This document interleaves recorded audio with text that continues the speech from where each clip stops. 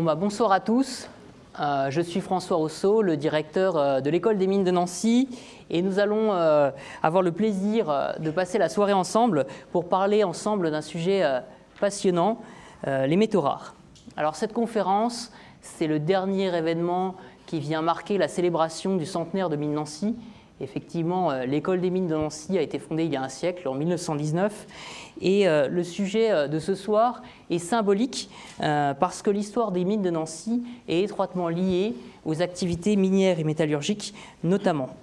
Plus récemment, l'école s'est fortement impliquée sur les nouvelles technologies, les transitions technologiques.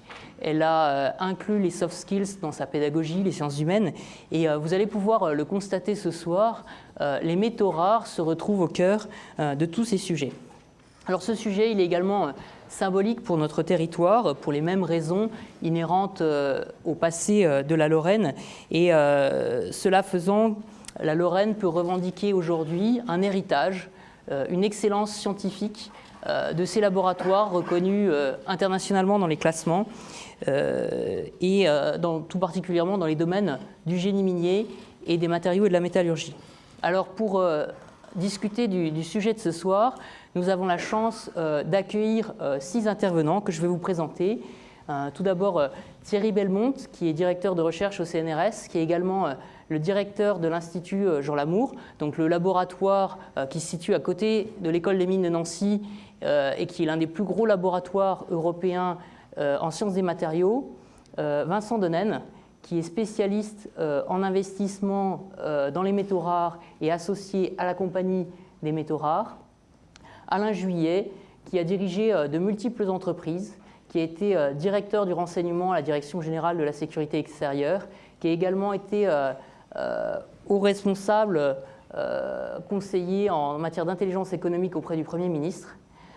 Nous accueillons également Christian Polack, qui est Senior Advisor chez Orano Mining, qui est également le président de l'École nationale supérieure de géologie, également une école nancéenne, et qui est enfin membre du COMES, le comité pour les métaux stratégiques. Olivier Vidal avec nous, également directeur de recherche au CNRS, à l'Institut des sciences de la Terre à Grenoble, et Francis Jutan, directeur général adjoint à l'Institut Mines Télécom. Alors, la pierre, le bronze, le fer, vous savez bien ce que c'est des matériaux essentiels qui ont marqué les différents âges de l'humanité, mais qu'est-ce que c'est que ces fameux métaux rares ? Thierry Belmont, est-ce que vous pouvez nous dire de quoi il s'agit, d'où est-ce qu'ils viennent et pourquoi est-ce qu'ils méritent qu'on s'intéresse à eux aujourd'hui ?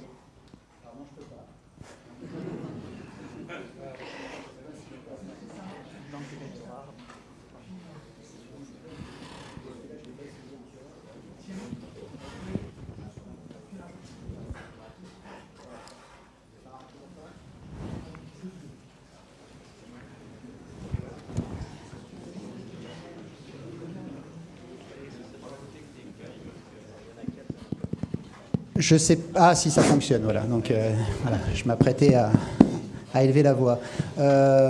Donc la question de ces métaux rares, je ne sais pas si on avait la possibilité de projeter des slides ou pas, mais disons que dans la classification périodique, pour ceux qui ont ça en tête, ça correspond à un certain nombre d'éléments que sont donc les alcalins, les alcalinotéreux, donc c'est les 2 premières colonnes que vous voyez. Vous allez avoir les lanthanides et les actinides qui sont les 2 dernières colonnes tout en bas. Vous allez également avoir tous les métaux de transition qui sont indiqués à peu près jusqu'au zinc. Encore qu'il y a un débat sur la colonne 12 pour savoir si on doit les considérer comme tels ou pas. Et puis ensuite, sur la droite, il y a tout ce qui sépare donc les métaux de transition des métalloïdes, et c'est-à-dire les métaux de post-transition. On appelle ça aussi donc des métaux qui sont pauvres. Pardon. Et donc voilà l'ensemble des métaux que l'on considère en règle générale dans la classification périodique, sachant que ces métaux correspondent à peu près à 85 éléments typiquement. Là-dedans, vous connaissez les terres rares. Alors, ce n'est pas le sujet unique de ce soir. Ça fait partie des métaux rares, mais il y a également les terres rares. Et donc, les terres rares, c'est les lanthanides, les 15 lanthanides, plus le scandium et l'yttrium. Alors, la question qui se pose sur Terre, c'est pourquoi est-ce qu'on en trouve certains plus que d'autres.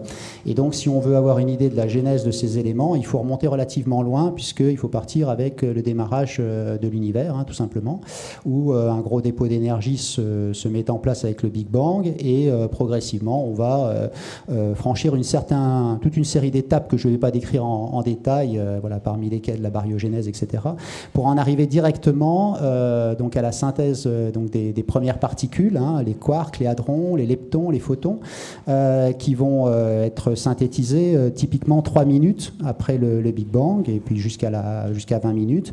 Et ensuite, à partir de ces particules primordiales, on va commencer à fabriquer de l'hydrogène et de l'hélium, pour faire simple, sachant que c'est une étape pendant laquelle la température de l'univers décroît, et à cette période-là, il est particulièrement homogène, et ça va durer à peu près jusqu'à 380 000 ans. C'est la période où on voit, vous savez, ce fameux fond diffus cosmologique que l'on a pratiquement constant, où on voit apparaître à cette période-là des toutes premières instabilités et qui vont être à l'origine des galaxies. Donc ensuite arrive la période sombre, je le fais relativement vite, et donc la période est sombre parce qu'on est dans une phase où on recombine des électrons avec des ions, donc le milieu devient opaque, mais on fabrique des atomes neutres, alors qu'avant tout était ionisé. Et donc l'apparition de ces atomes neutres va changer la donne pendant encore un certain nombre d'années, à peu près jusqu'à 150 millions d'années, et ça va durer à peu près jusqu'à 1 milliard d'années, pendant lesquelles on va commencer à fabriquer des étoiles et également à fabriquer donc les galaxies. Donc la formation de ces événements-là va conduire à fabriquer les éléments, puisque les étoiles sont finalement la cocotte minute du tableau de Mendeleïev. C'est là que l'on va fabriquer les éléments. On va partir de l'hydrogène, et par des réactions nucléaires successives, on va produire les éléments jusqu'à une certaine masse qui correspond à la condition dans laquelle une étoile n'est plus capable de produire de l'énergie, parce qu'elle va être consommée en partie par ses éléments les plus lourds. Donc si on prend des masses de soleil des masses d'étoiles suffisamment élevées, jusqu'à 30 fois la masse de notre soleil à nous, on va être en mesure d'aller jusqu'au fer. Et donc, sur ces objets qui sont extrêmement lourds, lorsque le fer est produit, il va consommer plus d'énergie qu'il va en produire. Et à partir de là, les couches externes de l'étoile ne pourront plus être maintenues dans la périphérie de l'étoile. Et donc, elles vont exploser. Et on a différents schémas de fin de vie d'étoiles, parmi lesquels vous connaissez les supernovas, éventuellement les trous noirs dans certains cas, des géantes rouges. Et par exemple, une géante rouge, c'est le sort qui est attendu par notre Soleil d'ici 5 à 7 milliards d'années. Il va commencer à grossir à peu près dans 1 milliard d'années, mais avant cela, on a encore un peu le temps. Et donc ce schéma-là va conduire à une explosion qui va émettre des éléments un peu partout dans l'univers. Alors, d'après ce que je raconte, on s'arrête au numéro 56, en réalité, donc le fer. En réalité, les autres éléments sont fabriqués pendant l'explosion. Et donc, on va comme ça produire les éléments successifs du tableau de Mendeleïev. Sauf que si on compare ce que l'on a théoriquement avec un modèle de croissance de soleil ou d'étoiles avec ce que l'on observe dans l'univers, on trouve qu'on n'a pas suffisamment de lithium, par exemple, ou d'éléments légers. Alors ça, c'est dû à un autre phénomène qu'on appelle la spallation, qui est un phénomène qui va induire des réactions nucléaires sous l'effet de rayonnements ionisants, notamment, et de particules ultra rapides que l'on trouve dans l'univers, et qui vont induire des réactions de fission sur les atomes lourds, et donc qui vont produire des éléments plus légers. C'est comme ça qu'on arrive à produire la concentration d'éléments telle qu'on la connaît dans l'univers aujourd'hui. Alors une fois qu'on a explosé les étoiles, on a des débris partout, ça forme des nuages moléculaires qui vont s'effondrer sur eux-mêmes sur l'effet de la gravitation et former donc des amas qui vont commencer à attirer autour d'eux des gaz et donc des éléments qui vont s'agréger pour former les planètes. Donc dans cette opération-là, le cœur de la planète est à très haute température, il y a des réactions nucléaires, et donc les métaux sont en fusion, et donc vont couler à l'intérieur de l'objet qui est en cours de croissance, lié à l'accrétion des différents gaz qui sont autour d'eux, et la surface va être chauffée par des collisions avec différents objets célestes. Et donc cette haute température va faire couler les éléments les plus lourds. Et comme il y a beaucoup de fer, puisque j'ai dit que souvent ça a explosé au niveau du fer, eh bien le cœur de notre planète est constitué de fer. Et le fait qu'il soit chaud va conduire certains éléments que l'on appelle des éléments sidérophiles à se mélanger à lui. Et donc c'est comme ça que l'écorce terrestre va être démunie de ces éléments les plus sidérophiles, puisqu'ils vont être attirés par le fer et vont rester piégés au centre de la Terre. Et donc c'est pour ça qu'on considère aujourd'hui que cette partie du système terrestre contient une grande partie des éléments rares au niveau géologique des métaux dont je parle. À partir de là, il y a des éléments qui sont également dits lithophiles, c'est-à-dire qui ont une affinité vis-à-vis de l'oxygène, littéralement des éléments que l'on trouve dans les pierres, lithophiles. Et donc ces éléments-là, eux, ne vont pas être piégés à cet instant-là parce qu'il n'y a pas suffisamment d'oxygène. L'oxygène va être dû à la photosynthèse qui apparaît beaucoup plus tard dans le processus de formation de la Terre, qui dure typiquement 150 millions d'années. Donc le démarrage de la Terre, c'est 4,5 milliards d'années, donc il faut à peu près 150 millions pour obtenir la forme actuelle. Et donc ces éléments-là ces éléments lithophiles qui vont réagir avec l'oxygène, eh bien, vont se retrouver dans la croûte terrestre. Et c'est pour ça finalement que l'on a une disparité sur l'abondance des éléments au sein de la Terre. C'est parce que on les distribue différemment compte tenu des conditions de création. Alors, la rareté dont je parle, c'est une rareté qui se mesure avec d'une échelle qui est relative au nombre d'atomes de silicium, dont la jauge est prise à 1 million d'atomes. Donc, si on regarde par exemple certains éléments comme le germanium par rapport au silicium, eh ben, j'en ai 1 millionième. Ça veut dire que pour 1 million d'atomes de silicium présents dans l'écorce terrestre, j'en ai un seul de germanium. Et puis, si je regarde les métaux rares, eh ben, j'en ai 10-4, c'est-à-dire 1/10 millième. Donc j'ai une concentration qui par rapport au silicium est de 10 ordres de grandeur plus faible.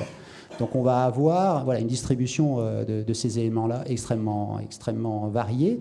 Et donc si on prend le cuivre par exemple, qui est un élément important, eh bien il est sur l'échelle à 100. D'accord ? Donc on pourrait penser par exemple que le cuivre est abondant. En fait, on sait que effectivement géologiquement il est à cette abondance-là, mais au niveau de son utilisation, la notion d'abondance fait intervenir le besoin qui est associé. Et donc la notion de besoin, si on consomme, et c'est le cas, énormément de cuivre, eh bien le cuivre devient rare. Donc la notion de rareté n'est pas liée uniquement à la présence au sein de la croûte terrestre, elle est également liée à l'utilisation qui en est faite. Il y a certains éléments rares, même très rares, comme l'osmium par exemple, qui sont relativement peu utilisés et donc d'une importance stratégique pas aussi élevée par exemple que le cuivre, qui est beaucoup plus abondant pour le coup. Donc l'osmium sert par exemple à faire des plumes de stylo, ça sert à faire des prothèses, ça sert à faire un certain nombre de choses, mais ça n'a pas l'importance stratégique du cuivre par exemple. Donc on considère que ces éléments-là se sont distribués de cette manière-là, et donc l'abondance et ce qui fait la rareté des métaux, c'est plusieurs critères, c'est à la fois leur disponibilité d'un côté et le besoin qui est associé. D'accord ? Donc après, il y a des aspects qui sont, on le comprend, si c'est lié à un besoin relatif au fait que ce soit associé à une économie en particulier. Donc les besoins, par exemple, de la France et ceux de la Chine en la matière ne sont pas les mêmes. Donc sur les métaux rares, enfin sur ce qu'on appelle les métaux rares, la Chine a moins de criticité vis-à-vis de ces éléments-là que la France, qui n'en a pas du tout en stock. Donc suivant la manière dont la répartition géographique de ces éléments s'opère, eh bien, on va avoir des problématiques qui seront spécifiques ensuite à chaque pays. Voilà, je pense avoir déjà très sommairement brossé le problème. Merci beaucoup. Alors, effectivement, les métaux rares sont des métaux qui sont par nature très spécifiques, de par plusieurs raisons. D'une part, il s'agit de sous-produits, c'est-à-dire qu'on ne les exploite pas directement. C'est une sorte d'externalité d'autres métaux exploités par ailleurs, de par les très faibles quantités pour lesquelles ils sont exploités, également parce que dans les dernières décennies, on a eu un usage croissant de ces métaux rares qui, jusqu'à présent, étaient ignorés, étaient appelés des métaux mineurs, avec souvent des applications de niche qui font qu'un revirement technologique, l'économie d'un métal, je pense par exemple au cobalt et aux évolutions des batteries. Vincent Nonen, c'est votre métier de regarder tout ça, de suivre tout ça de près. Est-ce que vous pourriez nous brosser un tableau de l'économie des métaux rares, de l'amont à l'aval de la chaîne de valeur? Bonsoir à tous. Alors, déjà pour parler des marchés des métaux rares, il faut revenir un tout petit peu en arrière. Les premiers métaux rares découverts a été le cobalt, qui sont considérés comme les métaux rares maintenant. C'était en 1732 de mémoire. Et ensuite, tous les métaux rares ont été découverts, le dernier étant le rhénium, qui a été découvert en 1923, ça veut dire moins d'un siècle en arrière. Ces métaux rares, leur première utilisation a eu lieu au tout début du XXe siècle, avec notamment le molybdène qui a servi dans l'industrie militaire pour des blindages et pour des culasses de canons. Et ensuite, le premier vrai essor des métaux rares a eu lieu suite à la Seconde Guerre mondiale, enfin projet Manhattan et Seconde Guerre mondiale. Mais jusqu'aux années 90, les métaux rares ont été quasiment exclusivement des métaux souverains, c'est-à-dire qu'ils étaient quasi uniquement destinés à l'industrie et au complexe militaro-industriel. Ce qui a changé, c'est qu'en 1990, l'effondrement du bloc de l'Est a généré un afflux important de métaux rares, tout en faisant diminuer les risques de Troisième Guerre mondiale, alors que dans le même temps, on a eu l'essor de l'électronique grand public et de toutes les technologies qui ont des recours de plus en plus importants aux métaux rares. De même, dans l'aéronautique, ça a été le début des voyages de masse, on va dire, et donc de l'essor de l'aéronautique grand public. Donc la demande en métaux rares s'est déplacée de l'industrie souveraine et donc des demandes étatiques à une demande industrielle privée. Donc ça a beaucoup de changements aussi. Par exemple, les États avaient des stocks stratégiques auparavant. Ils ont en grande partie détruit leurs stocks stratégiques. La France, de mémoire, a fermé la Caisse française des matières premières en 1995. Et depuis, le marché des métaux rares est devenu un marché presque comme les autres. Alors, ce qui fait la spécificité au niveau de l'offre, comme vous l'avez dit, c'est que les métaux rares sont essentiellement ou quasi exclusivement des sous-produits de métaux de base ou de métaux précieux. Ce qui veut dire que l'élasticité prix de l'offre est très faible. L'élasticité prix de l'offre, ça veut dire que si une industrie a un besoin très important dans un métal rare, on ne va pas pouvoir forcément répondre à cette demande, ou en tout cas pas au prix des métaux rares tels qu'ils sont. Je donne un exemple très simple qui est assez illustratif. L'industrie du cuivre produit environ 20 millions de tonnes de cuivre par an dans le monde. À partir de ces 20 millions de tonnes de cuivre, on obtient environ 200 000 tonnes de molybdène issues du cuivre, et il y a environ 100 000 tonnes de molybdène qui sont issues d'autres canaux, dont des mines de molybdène. Donc à partir de ces 300 000 tonnes de molybdène, on va obtenir par le processus de grillage du molybdène environ 50 tonnes de rhénium. Voilà. Ces 50 tonnes de rhénium, on a bien conscience que si on a besoin de 2 fois plus de rhénium, on ne va pas produire 40 millions de tonnes de cuivre. Donc ça pose un vrai problème. Ça veut dire qu'il y a une éviction de la demande en métaux rares qui va être faite au profit des applications à plus haute valeur ajoutée. Voilà. On a vu ça par exemple sur le tellure qui était utilisé dans des alliages pour les rendre plus facilement usinables. Cette utilisation a fortement décru lorsque le tellure a été utilisé ensuite dans les panneaux solaires à couche mince, tellure de cadmium, ou dans la thermoélectricité de manière plus abondante. Voilà. Donc ça, c'est la première des choses, c'est l'inélasticité prix de l'offre. De même, au niveau de la demande, on a une inélasticité prix de la demande qui est croissante, puisque plus on augmente la technologie, plus basiquement on est dans l'incapacité de substituer un métal à un autre. Je prends l'exemple de l'indium dont on sert pour faire des films transparents conducteurs.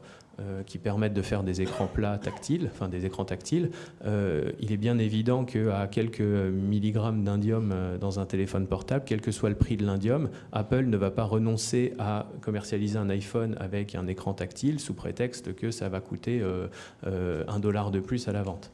Voilà. Donc on a une élasticité prix de de la demande qui diminue. Voilà. Après, je ne sais pas si d'autres ont des choses à ajouter, mais basiquement, c'est ça. Après, sur le marché des métaux rares en tant que tel, c'est un marché qui est assez spécifique par rapport aux métaux de base, puisque c'est un marché où les métaux ne sont pas cotés. Généralement, quand on parle des métaux, que ce soit le cuivre, l'aluminium, le zinc, le nickel, on a des cotations qui sont soit au COMEX, soit au LMI, donc London Metal Exchange, etc. Donc on a des possibilités d'acheter financièrement et de se couvrir financièrement sur ces métaux. Les métaux rares... aucun des métaux rares existants n'est coté. À quelques exceptions près, on peut considérer que les platinoïdes étant des métaux rares, il y a des cotations et des produits financiers, notamment des ETF sur le rhodium, le palladium, le platine. Les autres, il n'y a rien. Et ensuite, il y avait une tentative du London Metal Exchange pour le cobalt et pour le molybdène. Le problème, c'est qu'un métal, c'est pas juste un mot, c'est-à-dire qu'il a aussi il a une spécificité, c'est-à-dire qu'il a une pureté, il va avoir des éléments traces. Et qu'en fonction de ces puretés et ces éléments traces, on va avoir des applications industrielles qui sont possibles ou non. Et le cobalt qui était au LME, par exemple, n'était pas suffisamment bien tracé en termes de qualité pour que l'industrie puisse s'y intéresser. De même, il y a aussi des problèmes, et ça je pense qu'on va y revenir plus tard, de traçabilité par rapport à des enjeux de droits de l'homme et de réputationnel pour les utilisateurs. Donc un cobalt n'est pas un cobalt. Un cobalt, généralement, il faut qu'il soit tracé pour qu'un industriel puisse s'y intéresser. Voilà. Donc la spécificité de ces métaux rares, c'est que les prix de ces métaux ne sont pas disponibles publiquement, on va dire. C'est un marché qui est un marché de gré à gré, donc ce n'est pas un marché coté, avec toute l'absence de transparence qui existe autour de ce marché. Voilà. Merci. Vous m'entendez ? Bonjour à tous. Donc je viendrai en complément un petit peu des deux premières interventions. À savoir que la machine Terre est une machine formidable, une machine géochimique qui est extraordinaire et qui a concentré ces métaux rares. Alors parfois c'est dilué, on vient de citer l'uranium, mais parfois ils sont très concentrés dans des minéraux, mais dans des quantités extrêmement faibles. Donc ils ne justifient pas vraiment une exploitation très spécifique. Mais on a des moyens, je dirais, technologiques pour essayer de les concentrer. Et la géologie aussi a fait que tous les pays du monde ne sont pas égaux, en ce sens où les gisements de ces métaux rares sont dispersés dans un certain nombre de pays. Certains sont très privilégiés, d'autres le sont moins. Il y a des grands pays comme les États-Unis qui ne sont pas vraiment beaucoup bien privilégiés pour un certain nombre de métaux rares. Il y a eu par exemple des métaux comme le tungstène ou l'étain qui ne sont pas présents sur le sol américain et qui peuvent expliquer un certain nombre de guerres dans l'Asie du Sud-Est où se trouvent ces métaux. Donc il faut aussi prendre en compte que c'est des métaux en petite quantité et dispersés dans un certain nombre de pays, et pas beaucoup de pays. Il y en a qui sont mieux dotés que de l'autre, et en fonction des applications, il y a des métaux des pays qui sont relativement complémentaires en termes de fournisseurs dans le monde. Donc sur le côté conflictuel de ces métaux, il faut savoir par exemple que vous avez peut-être entendu des métaux de conflit, notamment sur tout ce qui se passe au Congo, puisqu'on parle de ce qu'on a dit les 3GT, c'est-à-dire le tin, le tungstène et le tantal, et l'or, le G pour l'or, le gold. Et donc dans ces pays-là, on se retrouve avec un commerce illicite d'un certain nombre de productions artisanales qui sont captées par des chefs de guerre et qui rentrent après, ils essayent de rentrer dans le système international. Donc là, merci d'avoir effectivement avancé la traçabilité. Comment tracer ces métaux ? Soit on fait comme les États-Unis ont décidé, ils ont pris un décret qui s'appelle le Dodd-Frank Act, qui dit on n'achètera rien de ces zones-là. Et tout acheteur de ces zones-là, enfin tout acheteur de ces métaux devra démontrer à un moment ou à un autre d'où vient la source de ces métaux. Et alors après, on peut se positionner aussi en acteur responsable, Apple, qui dit « Moi, j'achèterai rien au Congo, mon cobalt, il viendra d'ailleurs. » ça va être facile pour lui parce qu'il ne va pas en consommer beaucoup. Mais pour l'industrie automobile qui a besoin de beaucoup de cobalt, le Congo est quelque chose de très important parce que c'est les premières ressources au monde. Donc on peut avoir des comportements d'acteurs très très différents en fonction des pays. Donc la traçabilité sur ces métaux est fondamentale, à savoir que entre le petit mineur ou le producteur, l'artisan, qui va vendre ça à un négociant, qui va vendre ça à un autre négociant, qui finira par arriver dans une usine où il va être raffiné, ce minerai, il va falloir trouver effectivement un moyen de démontrer que le petit artisan qui a exploité ce métal l'a fait dans de bonnes conditions. Dans ce sens où c'était bien sa mine, qu'il avait bien les droits, les titres miniers et un certain nombre de conditions environnementales aussi. C'est ce qu'on se retrouve après en Chine, dans les conditions environnementales de la production des métaux rares, où les conditions sont vraiment détestables. Bon, les mesures commencent à être prises. Un certain nombre de mines vont être fermées ou sont en cours de fermeture. Mais les dommages au niveau environnemental, même pour des petites quantités, peuvent être vraiment très importantes. Donc il y a toute cette notion donc de métaux de conflit, mais aussi des conditions environnementales et sociétales d'exploitation. Parce que dans le troisième point sociétal, il y a la notion aussi de travail des enfants. Rien de plus facile de faire travailler des enfants dans des gravières pour récupérer des petits grains noirs. C'est beaucoup plus simple et ça permet de récupérer, toujours parce qu'on est sur des petites quantités, on est sur des quantités qui sont de quelques tonnes, et donc il faut aussi faire attention à ces aspects-là. Donc il y a des mines qui sont parfaitement bien organisées, où ces métaux sont produits en petites quantités, mais parfaitement gérés, surveillés dans le processus industriel. Mais il y a un certain nombre de ces métaux qui viennent malheureusement de petites mines qui peuvent malheureusement être sous contrainte de corruption, sous contrainte de travail des enfants et également de fournir l'effort de guerre d'un certain nombre de chefs de guerre. Merci. Et alors, ces métaux rares, on s'aperçoit que finalement, ils occupent une place de plus en plus centrale dans les grandes transitions technologiques, dans les technologies de demain. Est-ce qu'on peut se faire une idée de l'évolution prévisible de la demande, qu'il s'agisse de quantité, de nombre d'éléments? Quel est le lien avec les transitions que la société attend ? Alors, les transitions technologiques, effectivement, ces métaux ont des propriétés, comme ils sont rares, ils ont été peu étudiés. Donc, ils sont encore toujours en évolution. On apprend des choses formidables sur ces métaux. Ils nous donnent des propriétés assez phénoménales. Mais ces propriétés, finalement, elles peuvent répondre à un moment donné à un besoin, et ce besoin peut disparaître rapidement. J'en prendrais par exemple ces lampes-là, qu'on avait dit à basse consommation il y a une dizaine d'années. On s'est dit, c'est formidable, on va pouvoir récupérer ces lampes parce que dedans, il y a des terres rares. Et donc, on construit une usine à Lyon pour récupérer ces terres rares. Tout le monde est content. Seulement, l'industrie des luminaires a décidé de faire autre chose. Ils font du LED. Donc, ces lampes-là qu'on a encore, il faut peut-être les garder, ça va devenir des pièces de musée. Donc, le recyclage n'a plus lieu d'être. Sur les écrans de télévision, les écrans jusqu'aux années avant qu'on ait les écrans plats, si vous les observiez de près pour les écrans couleurs, vous aviez 3 petites pastilles de couleurs, les vertes, les bleues et les rouges. C'est 3 métaux rares. C'était des métaux rares, de d'europium, de terbium, des choses comme ça. Aujourd'hui, on n'utilise plus ces écrans-là. Donc là aussi, il y a une perte d'utilisation de l'europium pour d'autres applications. Donc il faut la variation technologique est peut-être très brutale, de même que dans les batteries, on parle de cobalt ou de lithium. Dans les batteries, la composition des batteries peut changer très très vite. Alors il y a des conditions économiques, des contraintes qui font que on essaye d'utiliser le moins possible le métal qui coûte le plus cher, par exemple le cobalt, au profit d'autres métaux, type le nickel, et retirer aussi un peu le lithium.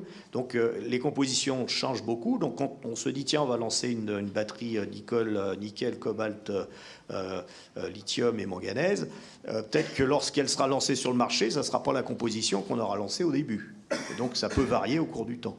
Et donc l'industrie métallurgique devra s'adapter. Merci. Alors, je voudrais revenir sur le sujet que vous évoquiez précédemment, les métaux rares. Les métaux, en général, n'ont pas toujours bonne presse.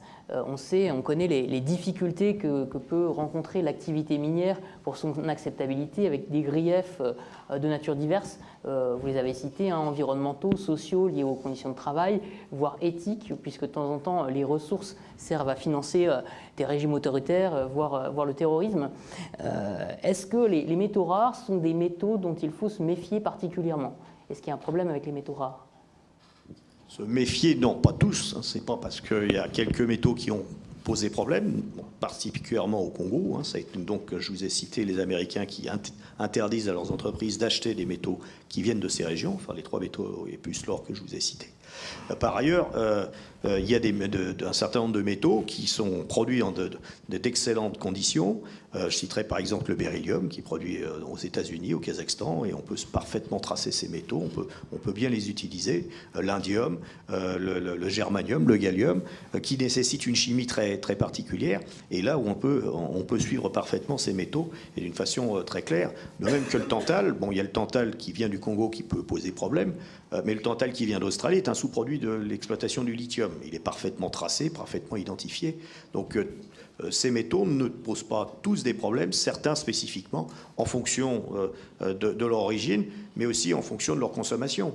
Je citerai pour le tantal, par exemple, le tantal a suivi, c'est un métal qui est utilisé dans l'électronique, hein, qui fait des condensateurs. S'il n'y en avait pas de tantal, vos téléphones portables, ce seraient des talkie-walkie des années 70. Donc ce métal donne des propriétés très particulières. Et donc il est monté très fort, les prix sont montés très fort à la fin des années 2000. Vous avez peut-être entendu parler du Nasdaq, la bulle du Nasdaq, la bulle Internet.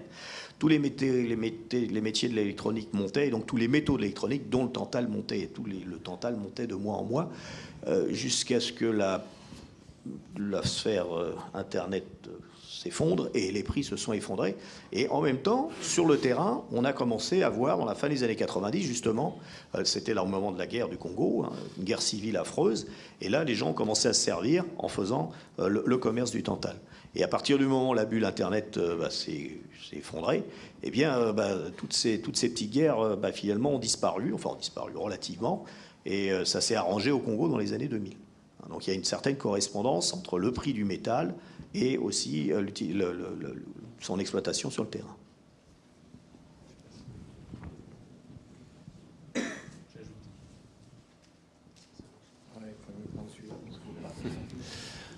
Oui, j'ajouterais qu'il y a aussi un problème de cohérence de nos sociétés. C'est-à-dire qu'on aime beaucoup, et spécifiquement en Occident, où une société civile est suffisamment forte et développée pour pouvoir mettre l'accent, que ce soit sur Apple, sur Nokia ou autre. Alors déjà, il faut savoir que ce n'est pas forcément le cas partout. Les Xiaomi ou Huawei n'en ont absolument rien à faire.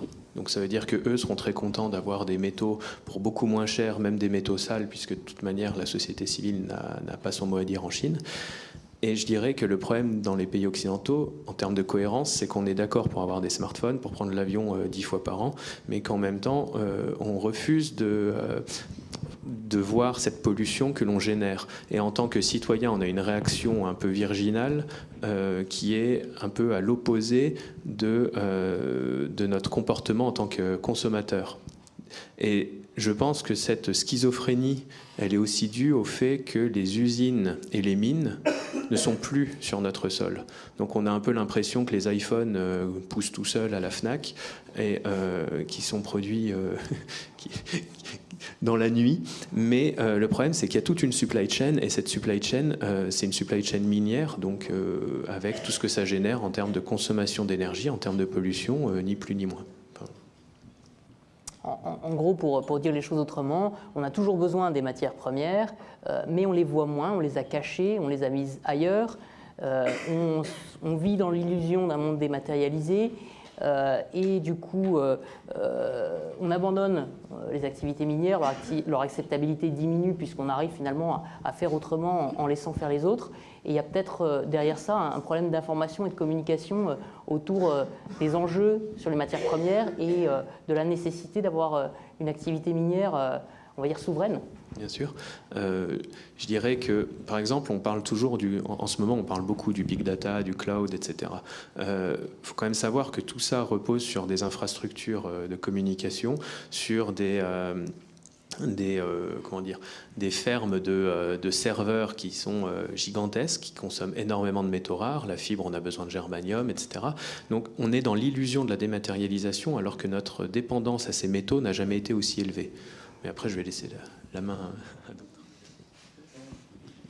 Oui, donc, effectivement, là-dessus, sur ces origines de ces métaux, la dématérialisation, c'est de se dire effectivement j'achète mon iPhone au premier magasin d'électronique du quartier, je me pose pas la question de d'où ça vient, et puis après je me pose pas la question de ce qui va se passer quand il va changer, parce qu'il y a un modèle nouveau qui va arriver quasiment tous les ans ou tous les 6 mois, et donc je vais le jeter. Donc on a une attitude vis-à-vis de cette vie nomade au niveau électronique qui est assez paradoxale, parce qu'on exige d'avoir un air pur, on exige des mines propres et on exige du recyclage, mais finalement on s'en préoccupe pas vraiment, dans ce sens où quand on jette un téléphone, il y a plein de matières dedans, mais elles sont des quantités tellement petites que ça n'a aucun intérêt économique de les récupérer pour elles-mêmes. Donc il faut se mettre en place toute une chaîne de récupération. Et quand bien même ces chaînes de récupération se mettent en place, on va pouvoir récupérer par exemple les métaux précieux, type l'or, le cuivre, l'argent. Mais pour ces tout petits métaux, malgré tout, ils sont quand même inférieurs aux teneurs qu'on la trouve dans la nature. Donc on a des problèmes technologiques de récupération de ces métaux. Et il est important aussi de penser que pourquoi aller chercher des métaux à l'extérieur quand on pourrait éventuellement les produire chez nous. C'est se cacher la face au niveau de l'industrie minière que de dire écoutez, un petit peu comme une réaction de se dire moi je ne veux pas acheter des haricots du Sénégal, mais par contre si je vais acheter une bobine de cuivre au premier shop électrique du coin, cette bobine de cuivre elle peut venir du Congo ou du Zambie, et là ça gêne personne, alors qu'on pourrait éventuellement produire du cuivre en France. Il y a des potentiels pour redémarrer les mines. Il faut savoir aussi notre comportement sociétal, comment on peut accepter d'acheter des iPhones avec des métaux qui viennent du monde entier, qu'on pourrait éventuellement produire pour une bonne partie chez nous, quand je dis chez nous, en Europe. J'ai juste une petite remarque aussi. J'ai 2 remarques. On a parlé de tout ce qui était électronique et technique de l'information et de la communication. C'est vrai qu'ils sont des gros consommateurs de métaux. Et en fait, tu posais la question tout à l'heure des transitions. En fait, il y a 2 transitions qui se déroulent actuellement. Il y a d'une part cette transition numérique qui ne se fera pas sans métaux, c'est très clair. Il n'y a pas que des métaux rares. On a parlé du cuivre, qui est très important. Et puis, il y a la transition énergétique qui ne concerne pas seulement la production d'électricité, mais aussi son utilisation en fin de chaîne, avec, dans les 2 cas, des métaux rares, c'est vrai, des métaux pour les batteries, cobalt, nickel, manganèse, graphite pour les batteries lithium-ion, on en a parlé. On a une grosse évolution de la composition des batteries. On était à des proportions 1-1-1 il y a quelques temps. On va vers une diminution sensible de la teneur de certains métaux. Donc tout ça, ça évolue rapidement. Il y a d'autres technologies que les batteries lithium-ion. Il y a les batteries lithium-phosphate, etc. Les batteries solides. Pourquoi pas des batteries sodium. Donc pour répondre un peu à la question qui avait été posée, est-ce qu'on peut avoir une idée, on va dire, sur le temps, par exemple, de la transition énergétique des besoins? Pour les petits métaux, à mon avis, c'est extrêmement difficile parce que les technologies évoluent très rapidement.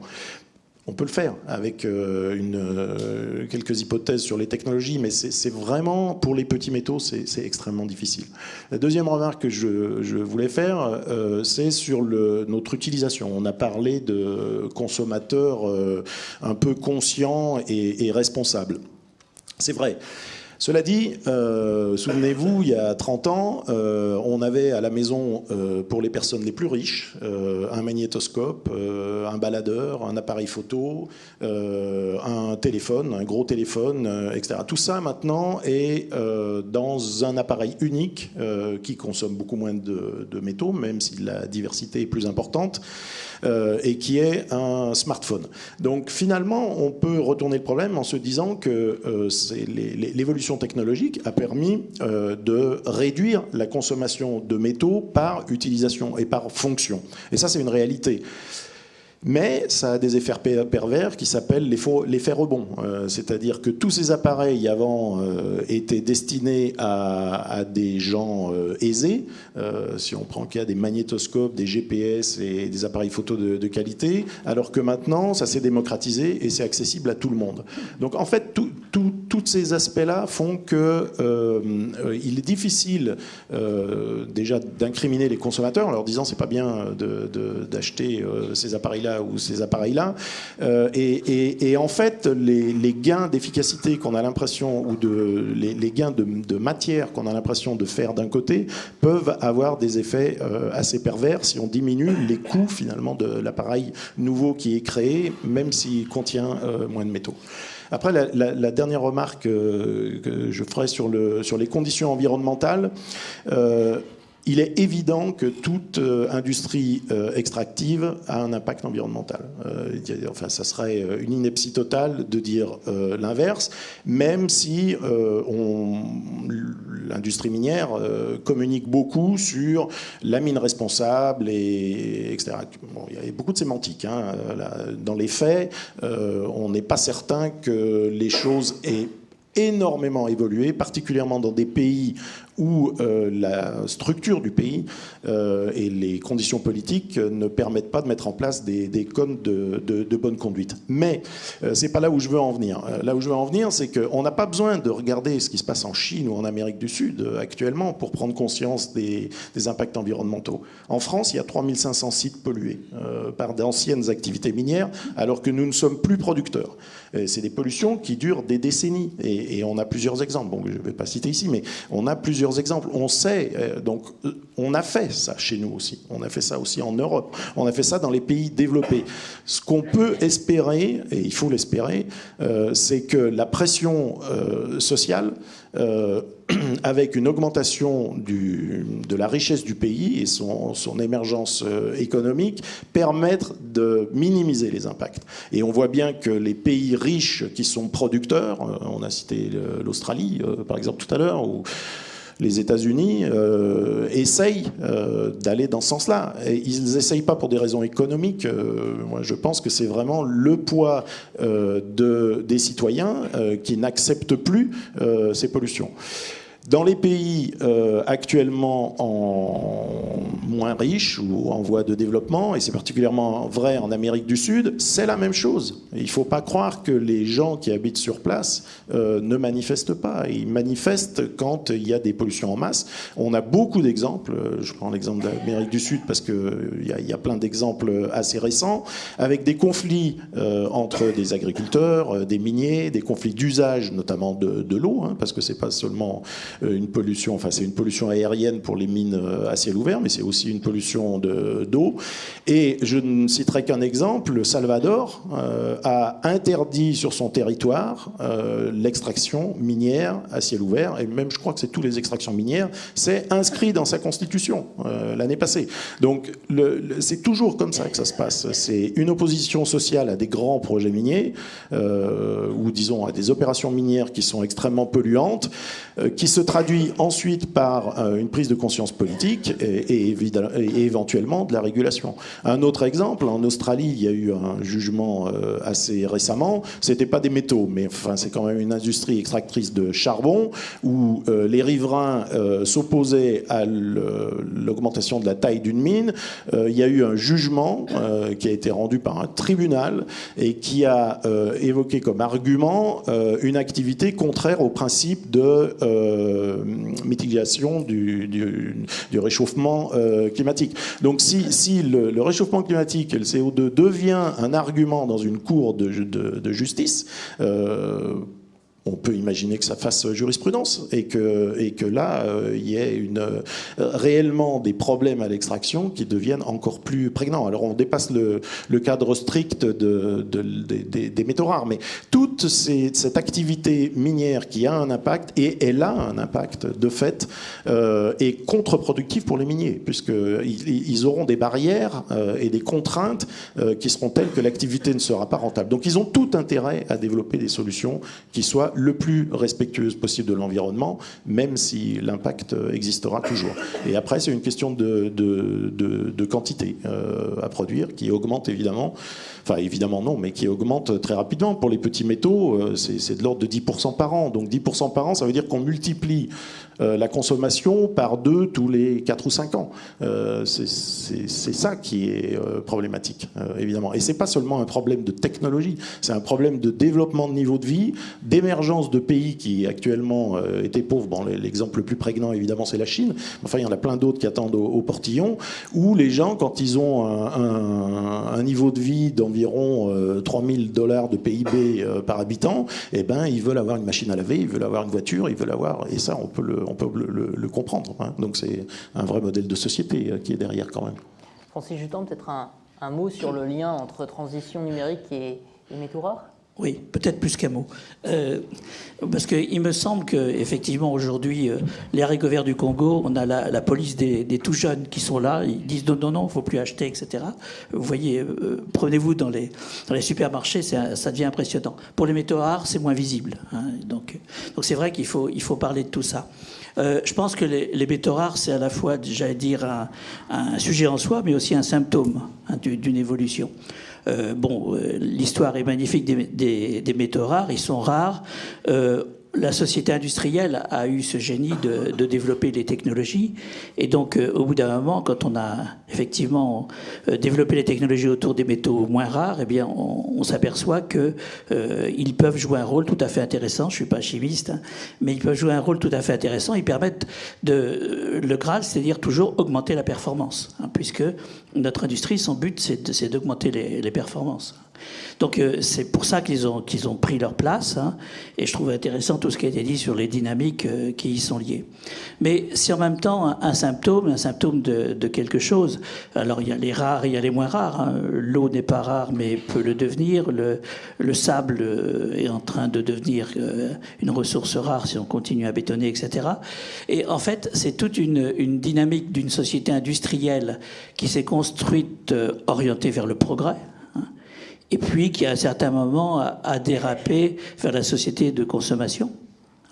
Et cette société de consommation, elle pousse à utiliser toujours plus, à consommer toujours plus pour enchaîner sur ce qui a été dit. Et ça, c'est impressionnant. Et le numérique, d'ailleurs, joue un rôle là-dedans, parce que finalement, c'est la dernière rupture. Moi, j'appelle ça une métamorphose qui est en train de se faire. Alors, par rapport à cela, eh bien, c'est vrai que on peut pas avoir cette augmentation exponentielle, non pas exponentielle, mais au moins géométrique d'un certain nombre de choses. Et puis, quelque part, effectivement, comme vous l'avez dit, promettre à une population qui profite du progrès pour continuer de croître, hein, on parle de 10 milliards à l'horizon des années 50, avec les mêmes niveaux de consommation, etc. Hein. On sait que c'est pas possible, mais on a une forme, je vais prendre un mot un peu violent, de propagande publicitaire qui dit consommer, consommer, consommer. Et non seulement, alors si c'était que pour nous, mais c'est aussi un modèle qui sert pour l'ensemble des populations mondiales. Donc là, on a un problème devant nous, hein, très clairement, puisque... et alors après, on tombe sur une limitation sur tel ou tel métaux, on va tomber sur une limitation sur telle ou telle ressource, on va regarder le problème de pollution, on va regarder tout ça, on regarde le problème de climat. Hein. Donc au bout d'un moment, on va buter quelque part un peu partout. Alors, c'est vrai que les choses ne peuvent... Alors, il y a beaucoup de génie humain. On a déjà commencé à dire tel métaux rare, est-ce que je peux le suppléer par un moins rare, etc. Ce qui permet quand même de repousser le problème. Mais derrière, on va avoir ce problème de consommation. Je vais prendre l'exemple du numérique parce que le numérique, hein, depuis qu'il a été créé, il y a une loi qui n'est pas du tout une loi physique, hein, qui est la loi de Moore. En fait, cette loi de Moore, toute l'industrie s'est mise d'accord sur le rythme d'amélioration des performances des circuits intégrés.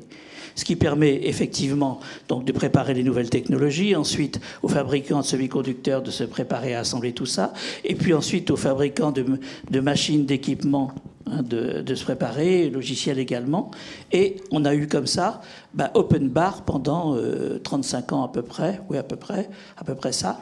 Open bar au sens, tous les 3 ans, grosso modo, on peut changer les équipements, on a des nouvelles générations plus performantes, etc.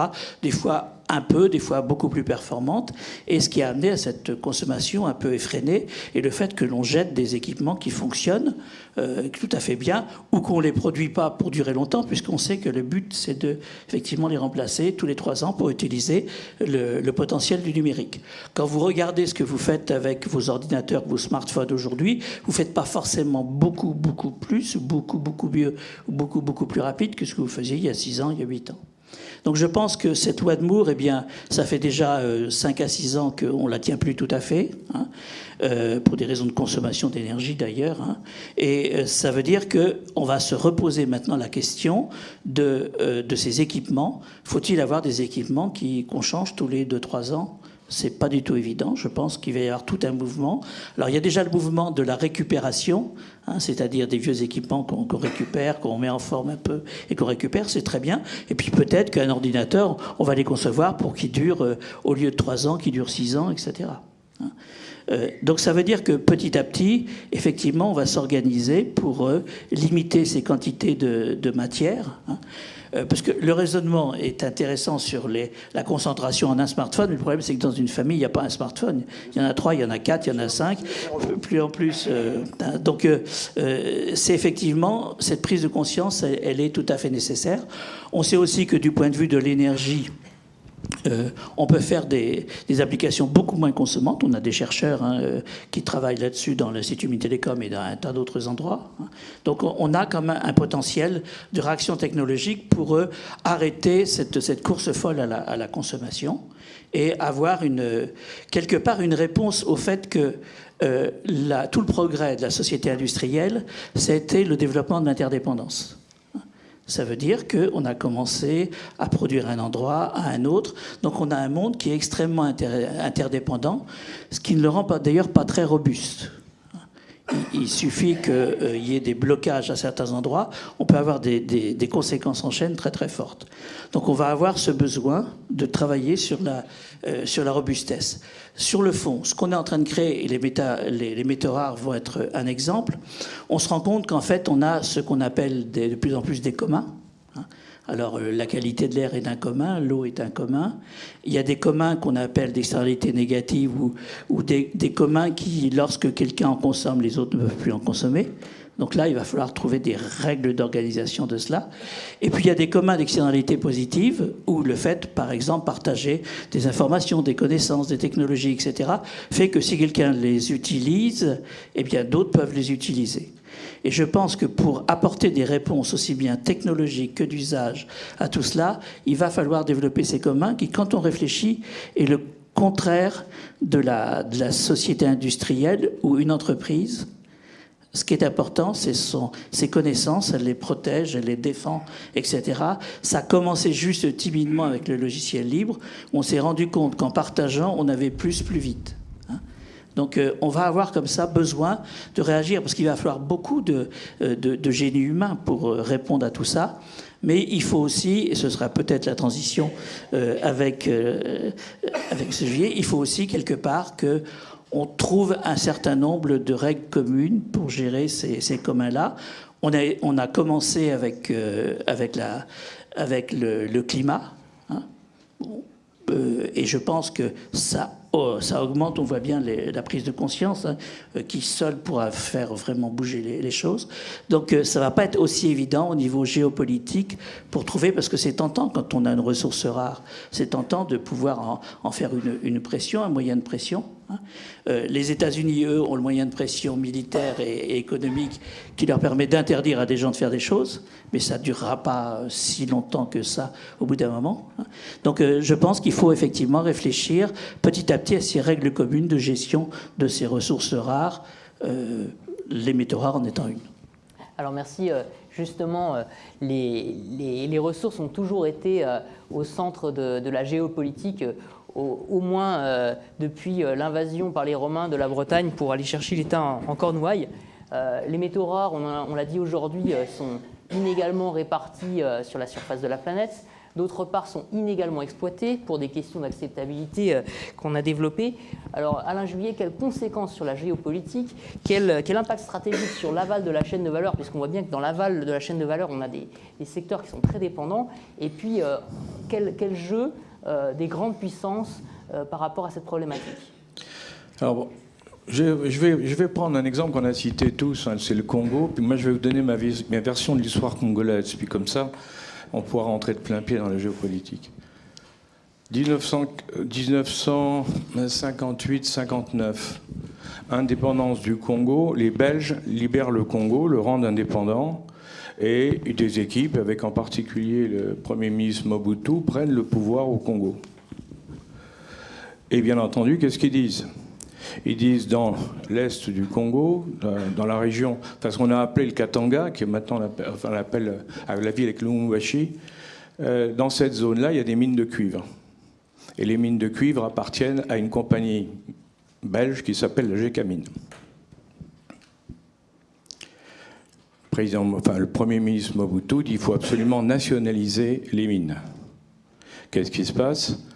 Il y a un homme politique local, il s'appelle Tshombe, qui déclare l'indépendance de toute la zone du Katanga, et la guerre commence entre les Katangais et les Congolais et l'ONU. Fin de l'histoire, Mobutu est tué, est assassiné. Le Daga Marshall, le représentant de l'ONU, est assassiné. Tshombe est assassiné, mais la Gécamine reste propriétaire des mines de cuivre. Nous sommes en 60. En 96, il y a l'affaire du Rwanda que vous connaissez tous. À la fin de l'affaire du Rwanda, pour poursuivre, le président Kagame décide de poursuivre les Hutus qui avaient participé au génocide, qui s'étaient réfugiés au Congo. Donc on descend sur le Congo, il y a des troupes rwandaises et des troupes congolaises de M. Kabila. Et Kabila, accompagné par les autres troupes, prend le pouvoir au Congo. Qu'est-ce qui se passe pendant de 1996 à 2000 ? En réalité, toutes les mines du nord, de l'est, où on exploite le germanium, donc vous le citiez tout à l'heure, on exploite le germanium, eh bien, ça prend de l'ampleur, mais qui est-ce qui l'exploite ? Ce sont des compagnies minières américaines et anglaises dont le siège est en Ouganda ou au Rwanda. C'est-à-dire que le produit extrait des mines part de l'autre côté de la frontière pour être traité, pour être vendu. Alors, Kabila, quand même, à bout d'un certain temps, il se rend compte qu'il est spolié.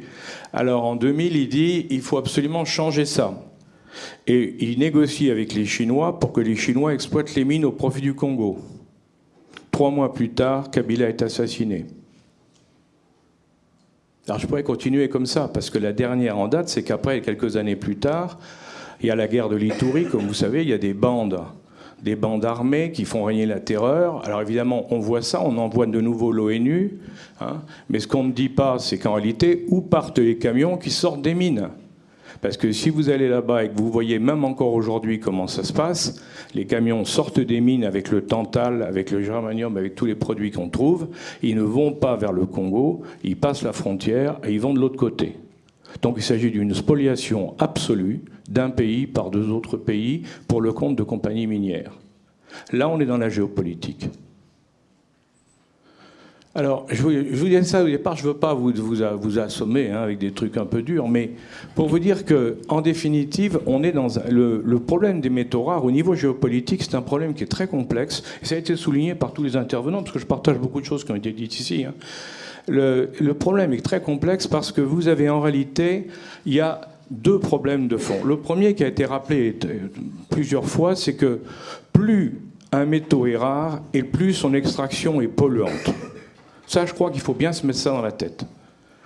Parce que les problèmes de pollution, si on va vers les terres rares, la pollution est absolument considérable. Et personne pratiquement n'en parle. Alors ça a une conséquence géopolitique, c'est que les grands pays, les pays riches, ils ne veulent pas faire le sale boulot. Les pays riches, ils veulent pas travailler dans ces conditions-là en polluant tout, alors ils transfèrent le risque, la pollution haute, vers des pays plus pauvres ou des pays qui, politiquement, se sont dit nous, on va prendre le risque et on va s'en servir. On est en plein dans la géopolitique. Les Américains, par exemple, ils avaient, là je parle des terres rares, mais ça fait partie, ça a été rappelé, des métaux rares.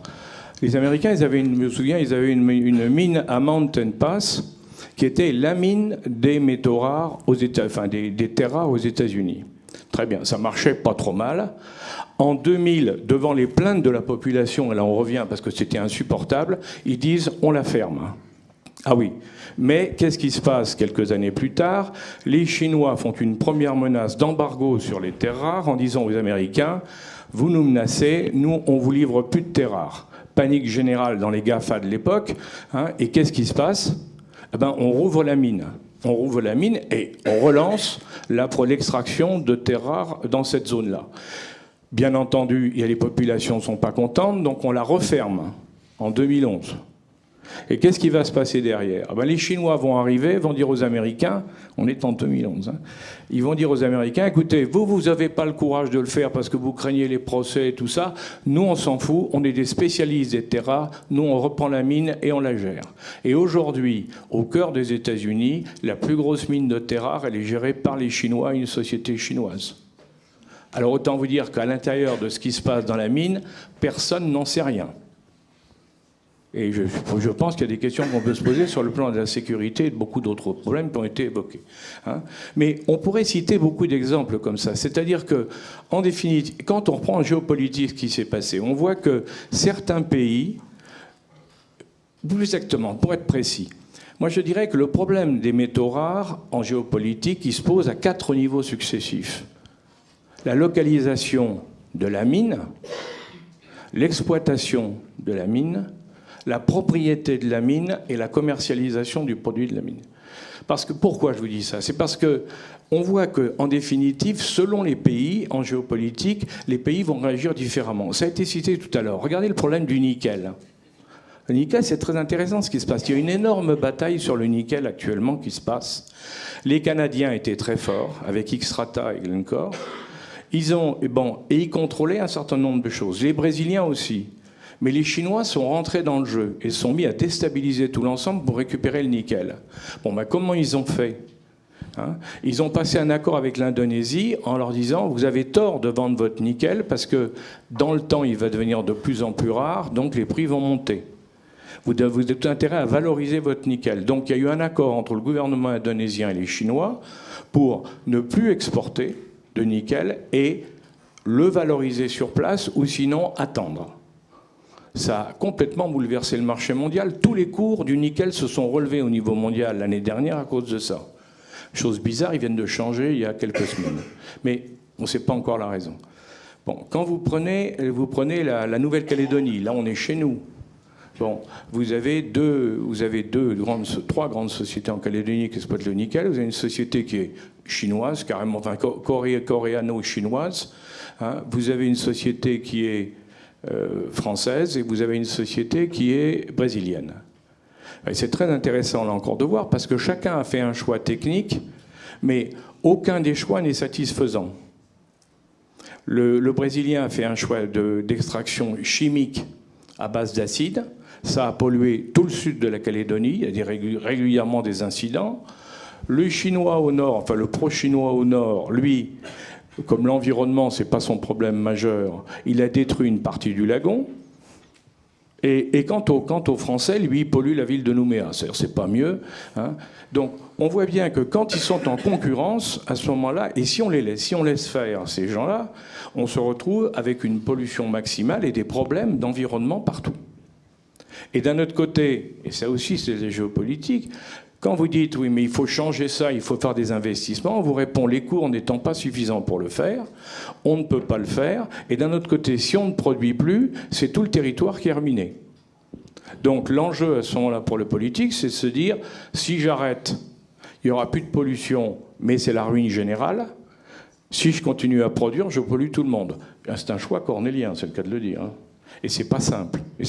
Alors, bien sûr, il y a, et comme ça a été évoqué, il y a la possibilité, au niveau d'organisation internationale, de faire voter des décisions qui sont à l'international et qui sont, je dirais, qui obligent. Hein. Mais là encore, c'est pas si facile que ça, parce que les gens ne suivent pas toujours, quand je dis pas toujours, même pas beaucoup, hein, les règles du jeu. Si je reprends, par exemple, sur les terres rares, je vous parlais de Mountain Pass, mais les Américains actuellement, quand le président Trump a lancé sa grande idée de bras de fer avec la Chine, hein, vous avez pu voir, alors on va te surtaxer, on va menacer, enfin Dieu sait s'il y a été, une des réponses chinoises, elle a été très claire. Hein. Sur les terres rares, on contrôle 90% du marché, on est capable de tout arrêter. Et s'ils arrêtent de livrer, le temps que les Occidentaux arrivent à trouver des solutions je rechange. Eh ben, il faudra plusieurs années dans lesquelles il va y avoir une pénurie totale de smartphones, par exemple. Enfin, de smartphones occidentaux. Parce qu'il y en aura toujours en Chine. Hein.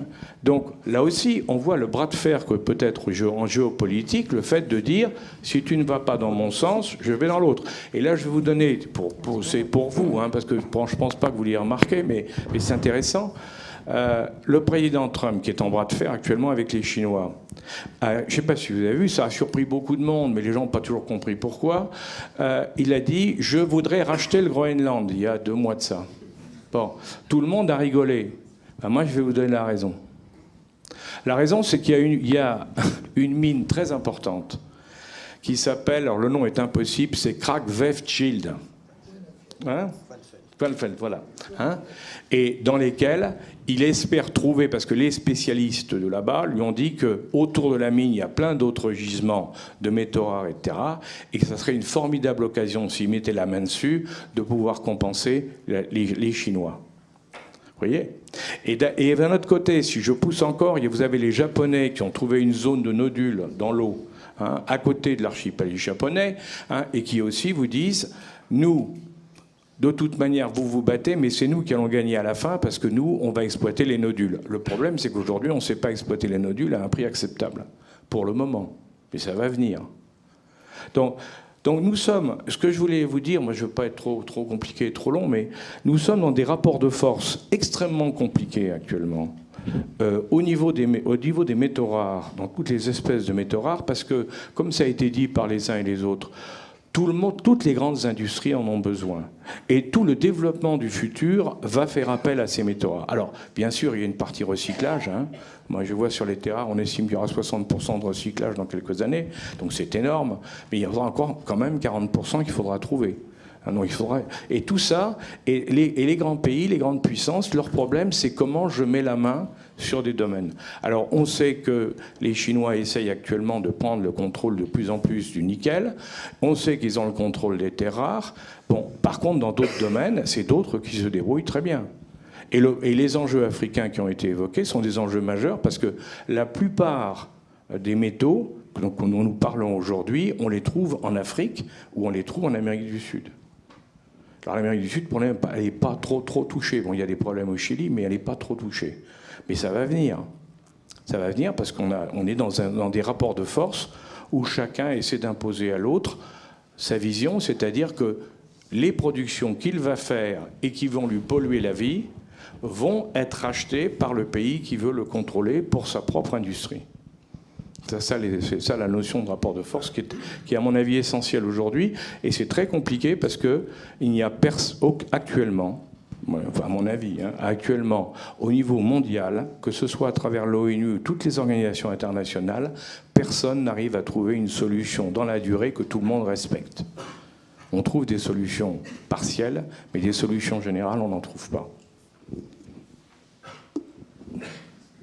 Je voudrais juste aller dans le sens de ce qui a été dit jusqu'à présent. On a parlé de la Chine, et évidemment la Chine est un acteur absolument majeur, incontournable. Bon, pour les terres rares, c'est vrai parce qu'il y a quasiment un monopole de production, mais pas seulement. Pour beaucoup de métaux, la Chine produit la moitié de l'acier consommé au niveau mondial actuellement.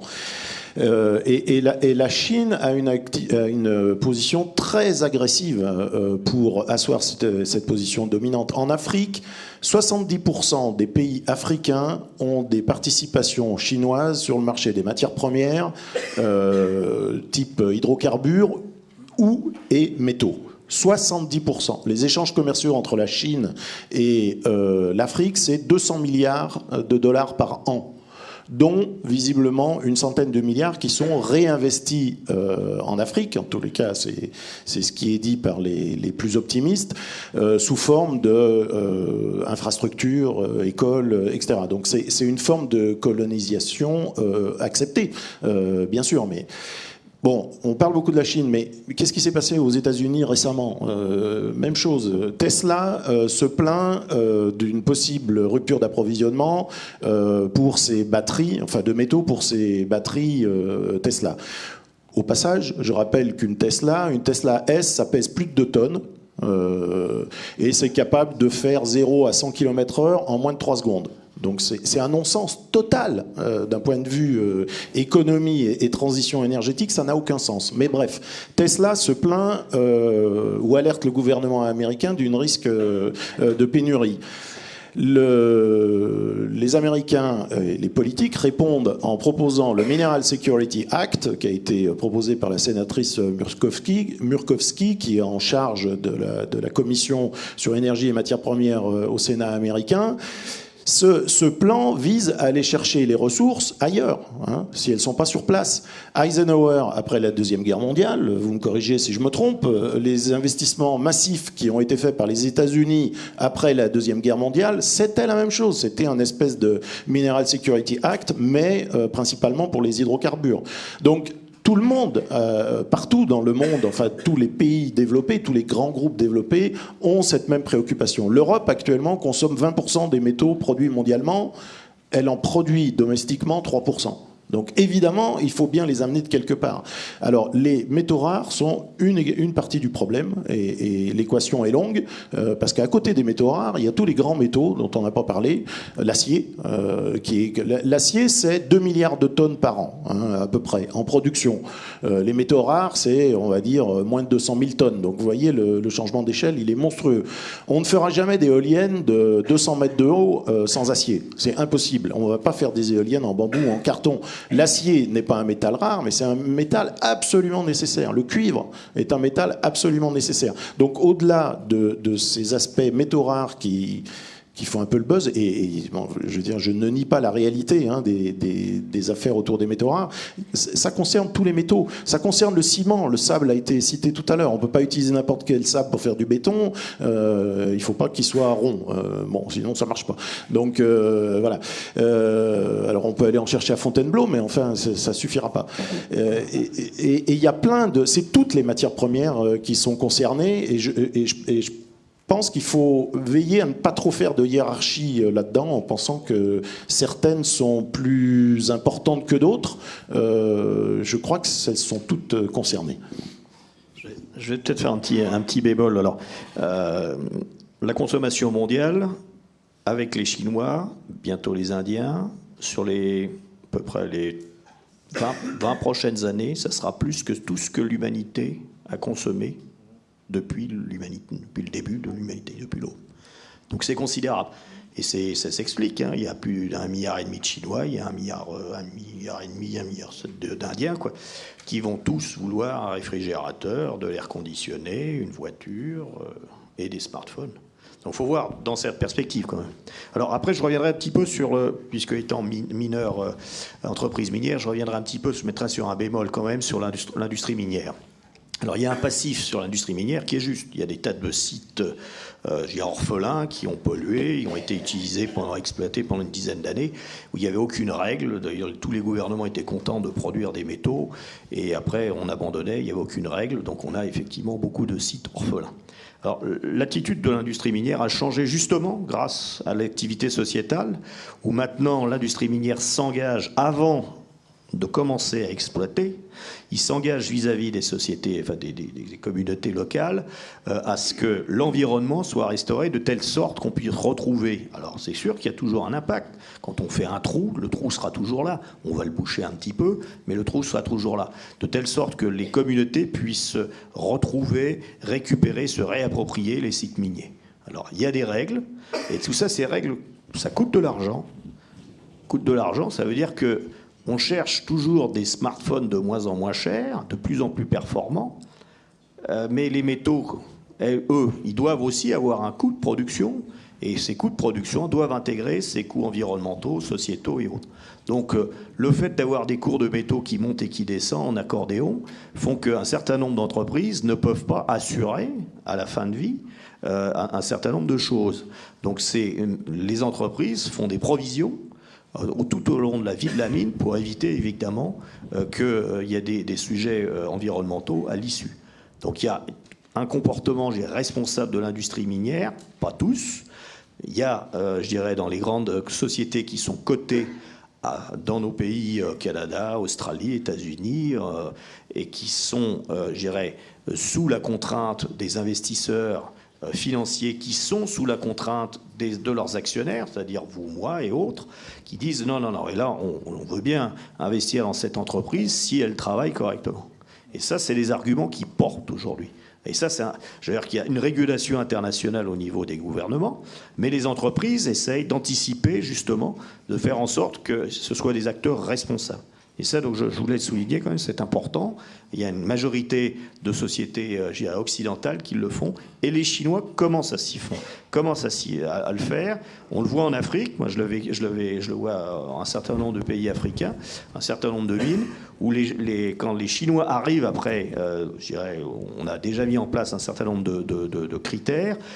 Il y a les Chinois veulent faire aussi plus propre que le propre, et aussi ils commencent à appliquer ces règles. Donc c'est un bon signe. C'est quand même un bon geste de l'industrie minière que petit à petit, ça peut se mettre en place. Alors, je reviendrai après juste sur effectivement les éoliennes et autres. C'est un sujet qu'on n'a pas abordé. Le contenu CO2 de tous ces métaux. Quand vous savez qu'un panneau solaire d'1 mètre carré, il est fabriqué en Chine, donc c'est pas vraiment du commerce local. Hein, vous ne pouvez pas le recycler. Ça ne se recycle pas aujourd'hui, les panneaux solaires. On va recycler peut-être un peu le cadre d'aluminium, mais la plaque de verre qui est dessus, c'est un verre très très spécifique. Il ne se recycle pas. Aujourd'hui, il n'y a pas de recycleur de plaques de verre de panneaux solaires. Et après, les pastilles de silicium. Pour 1 mètre carré de panneaux solaires, il vous faut 1 tonne de charbon. Et c'est bien 1 tonne de charbon qui est consommée, parce qu'en Chine, où c'est fabriqué, l'électricité, la très grosse majorité, vient du charbon. Alors, on a l'impression de dire ah, c'est chouette, je pollue pour la planète, j'ai mon panneau solaire.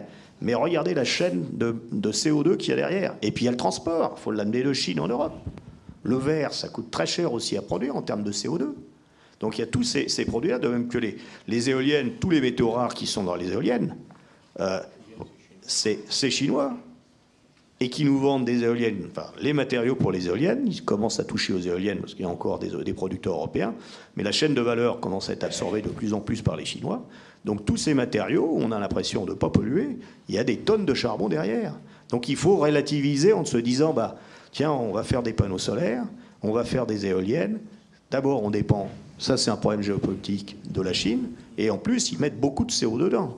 Je veux dire que si on doit faire une prochaine voiture électrique, les pays les plus dotés pour faire des voitures électriques, parce qu'une voiture électrique, l'électricité, elle vient d'où? Si c'est une usine de charbon qui est à la sortie de la ville qui fournit l'électricité pour voiture, autant prendre de l'essence, parce que le rendement est détestable. Les seuls pays en Europe qui ont, et de façon très justifiée, qui pourraient développer la voiture électrique sans souci de se poser la question de CO2, bah c'est la Suisse, la Suède et la France, parce que plus de 90% de leur électricité provient de sources sans CO2. Il faut aussi se poser cette question du... Oui, je pense qu'il y a en France une loi là, qui est passée, qui s'appelle la loi Pacte, et dans laquelle, même si ça a été fait de façon optionnelle, parce que c'était la seule façon d'avancer, est née la notion de mission pour les entreprises.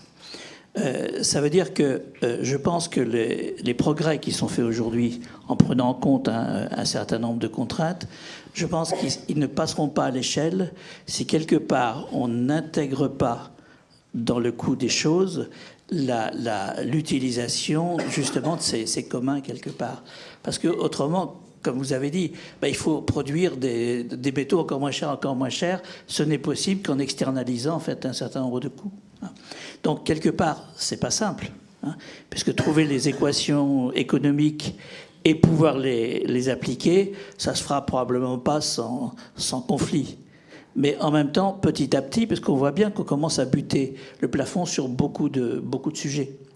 Donc je pense que quelque part, il va falloir travailler à cette émergence de solutions avec les moyens des arbitrés, et un moyen simple, c'est d'introduire ça, c'est d'introduire ça dans les notions de coût.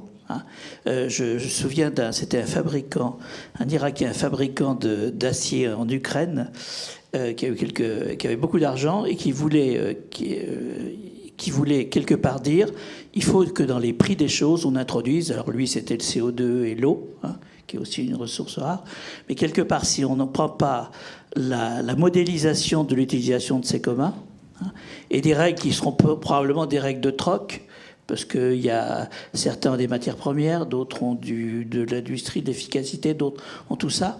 On n'arrivera pas, et je ne vois pas comment on peut éviter à ce moment-là des conflits qui soient très durs, quoi. Et je pense que ça peut commencer, même si ce problème est mondial, il faut aussi quelque part que ces premières externalités, la qualité de l'air, etc., ça se passe au niveau d'une région, d'un pays, de l'Europe, hein, parce qu'on voit bien que cette histoire de pétrole contre uranium, contre énergie nucléaire, ça a quand même produit pas mal de dégâts, hein. Aussi bien d'ailleurs dans la production de CO2 qu'un certain nombre de choses qu'on émet dans l'air, hein, qui ne sont pas forcément très bonnes. Donc pour moi, je pense qu'on est dans la vraie transition, ça va être cette transition de gestion globale des ressources, hein, et en même temps, en sachant qu'avec le numérique, donc maîtrisé, parce qu'autrement, avec ce numérique, on peut aussi imaginer des modes de coopération, hein. La valeur de la société industrielle, c'est bien la compétition. Et la compétition, elle est dure. Elle, d'ailleurs, on n'agite pas les productions. Si je prends le marché, je tue l'autre, etc. On voit que cette approche-là pourra plus être l'alpha et l'oméga du développement. Donc, ça va être bien ces valeurs de coopération et de mutualisation qu'il va falloir pousser. Et je pense que nos étudiants, on le voit là parce qu'ils vont plus vite que nos profs, en fait. Des étudiants viennent nous voir en disant « Mais qu'est-ce que vous faites ?» Alors, qu'est-ce que vous faites ? Ils pensent d'abord dans vos campus, est-ce que vos campus sont exemplaires ? Mais moi, je pense que plus profondément, c'est comment est-ce qu'on forme nos ingénieurs pour qu'ils puissent, quelque part, et qu'ils aient une vue un peu globale de tout ça, hein, et qu'on le voit bien dans leur façon de rentrer dans les entreprises. Ils ne cherchent pas forcément des entreprises qui sont processées, ils cherchent des entreprises où on va pouvoir explorer, coopérer, etc. Donc il y a un mouvement, je pense, qui, heureusement, l'humanité va pouvoir, je pense, générer des moyens d'eux, mais ça ne se fera pas, je pense, sans larmes. Peut-être pour clôturer cette séquence sur la géopolitique, une dernière question à Alain Juillet. Est-ce que la Chine est en train de gagner la bataille des métaux rares ? Je crois qu'il faut être très prudent, parce que c'est vrai qu'il contrôle 85-90% actuellement. Mais lorsque vous regardez aussi, par contre, depuis 10 ans, un peu l'évaluation de ce qui existe en terres rares et en métaux rares dans le monde, on s'aperçoit que, contrairement à ce que certains pouvaient penser dans la ligne du Club de Rome, en réalité, ça ne fait que monter. Nos stocks existants dans le monde ne font que monter. Donc le problème, je crois que ce n'est pas un problème de pénurie. Et donc ça veut dire que aussi, quand quelqu'un a mis la main sur l'existant, puisqu'il y a qu'à côté, il y a d'autres possibilités, les autres peuvent mettre la main sur autre chose. Donc de ce côté-là, je crois qu'il faut... Aujourd'hui, c'est sûr, les Chinois ont eu une politique depuis Deng Xiaoping, hein, ça fait quand même depuis 1960 hein, qu'ils sont dans cette logique. Hein. Donc ils ont construit progressivement une maîtrise du contrôle des métaux rares et de certains, de terres rares et de certains métaux rares, mais moi je pense que ça va évoluer dans le futur. Mais je voudrais revenir sur un point, parce que ça qui me paraît, moi, sur le plan, alors la géopolitique, très important, c'est que quand vous regardez le problème de la pollution, on voit que la pollution, et plus le pays est pauvre, plus la pollution est supportée. Parce que les gens ont d'autres soucis que la pollution. Ils ont besoin de manger tous les jours et qu'ils ne pensent même pas à la vie à 10 ans ou à 20 ans. Quand vous allez au Bangladesh, que vous parlez aux gens, les gens ne vous parlent pas quand ils auront 60 ans de leur retraite. Parce que personne n'imagine la retraite au Bangladesh. On meurt à 30 ans. Donc, il faut voir les choses en face. Donc de ce côté-là, on est dans un problème. C'est-à-dire que les pays développés, les pays riches, je peux dire, les pays riches, eux, ont une pression environnementale de plus en plus forte, parce que les gens sont éduqués, ont des prises de conscience, et donc ils attendent de leurs industriels et de leur État qu'ils respectent un certain nombre de règles. Donc, et l'industriel, comme ça a été dit, il prend ça en compte, et puis lui, il faut qu'il le fasse. Alors on se retrouve en définitive avec des pays pauvres qui sont producteurs à bas prix, mais dans des conditions épouvantables, et puis d'autres qui se produisent plus cher, mais dans des meilleures conditions. Le problème, c'est comment faire pour freiner les achats à bas prix au profit des achats à haut prix. Et là, alors, on peut bien sûr tabler sur l'évolution, ce qui a été dit, par exemple en Chine, le niveau de vie est en train de monter très très vite, et les Chinois, moi je vois pour l'histoire de la COP21, tout le monde a dit que les Chinois sont pour la lutte contre la pollution, ils ne sont pas du tout pour la COP21. Les Chinois, ils ont des problèmes internes terribles, parce que dans certaines zones, c'est devenu des zones de mort, tellement c'est pollué. Alors, il faut bien qu'ils réagissent. Et quand vous alliez à Shanghai ou à Pékin ou à Beijing, on voyait le nuage au-dessus de la ville qui était épouvantable. Donc la pollution était généralisée. Donc ils prennent des mesures parce que c'est des mesures pour eux. Donc si vous voulez, ils sont forcés par les événements. Mais le résultat pour nous, c'est très bien quand même. Qu'ils soient forcés par les événements ou autres, l'important c'est qu'ils le fassent. Et donc ça crée un cercle, ça crée un environnement vertueux. Donc je crois que là on est dans les grands pays, et moi je considère la Chine comme un grand pays, c'est en plein développement industriel, parce qu'on dit que ça va mal en Chine, excusez-moi, à 6% par an. Moi j'aimerais bien qu'en France on soit à 6% par an de croissance, entre nous soit dit. Il faut être sérieux. Ça continue à se développer très vite, et bien sûr ils prennent une position de plus en plus forte. Faut pas se faire d'illusions. Mais je crois que plus ils vont monter, et plus l'équilibre va se faire. Vous voyez, c'est pour ça que je suis un incurable optimiste sur ça. Mais ça n'empêchera pas toutes les guerres qu'on a évoquées, parce que par contre, il y a toujours des gens qui, pour de multiples intérêts, sont prêts à utiliser tous les moyens pour mettre la main sur un métal rare, sur une production, ou sur d'autres choses. En définitive, les métaux rares, c'est les diamants d'aujourd'hui. C'est pas autre chose. Pour la Chine, je suis entièrement d'accord. Je voudrais abonder aussi dans votre sens. C'est pas on a l'impression de le désigner souvent comme le diable. La Chine fait des efforts énormes quand même, notamment pour passer La Chine, c'est le pays où la pénétration des énergies renouvelables est le plus important au monde, quasiment, en dérivés. Alors certes, effectivement, elle produit des panneaux solaires grâce à notre argent, peut-être, oui, mais c'est quand même une réalité. Elle produit des panneaux solaires, c'est vrai, avec du charbon, et c'est un vrai problème, mais on peut espérer que sur la durée, ça soit différent et que ça soit remplacé après par des énergies plus vertueuses. Ce que je veux dire là-dedans qu'il ne faut pas penser que la transition énergétique va nous amener plus de problèmes que de solutions, parce que si on ne la fait pas, on va quand même mourir dans nos toilettes, donc empoisonnés. Donc c'est quand même un enjeu très important. Il faut essayer de la faire de la manière la plus respectueuse de l'environnement possible. Cela dit, elle a un coût, évidemment. Enfin, je voulais signaler ça parce que c'est quand même un truc qui m'intéresse particulièrement. Et pour une dernière chose pour la Chine, un exemple, je trouve, assez démonstratif quand même de sa perception de l'impact des activités, notamment en termes de haute technologie numérique. La Chine interdit le Bitcoin, là, actuellement, avec 75% quand même des calculs qui sont faits chez eux. Donc, ils s'aperçoivent que c'est tellement consommateur en ressources. Bon, c'est un exemple qui peut paraître marginal, mais il y en a plein des exemples comme ça sur la Chine. Il y a une chose que je voudrais ajouter. J'ai lu, parce qu'on écrit beaucoup actuellement sur les métaux rares, qu'on s'est focalisé là sur l'accès à la production des métaux rares.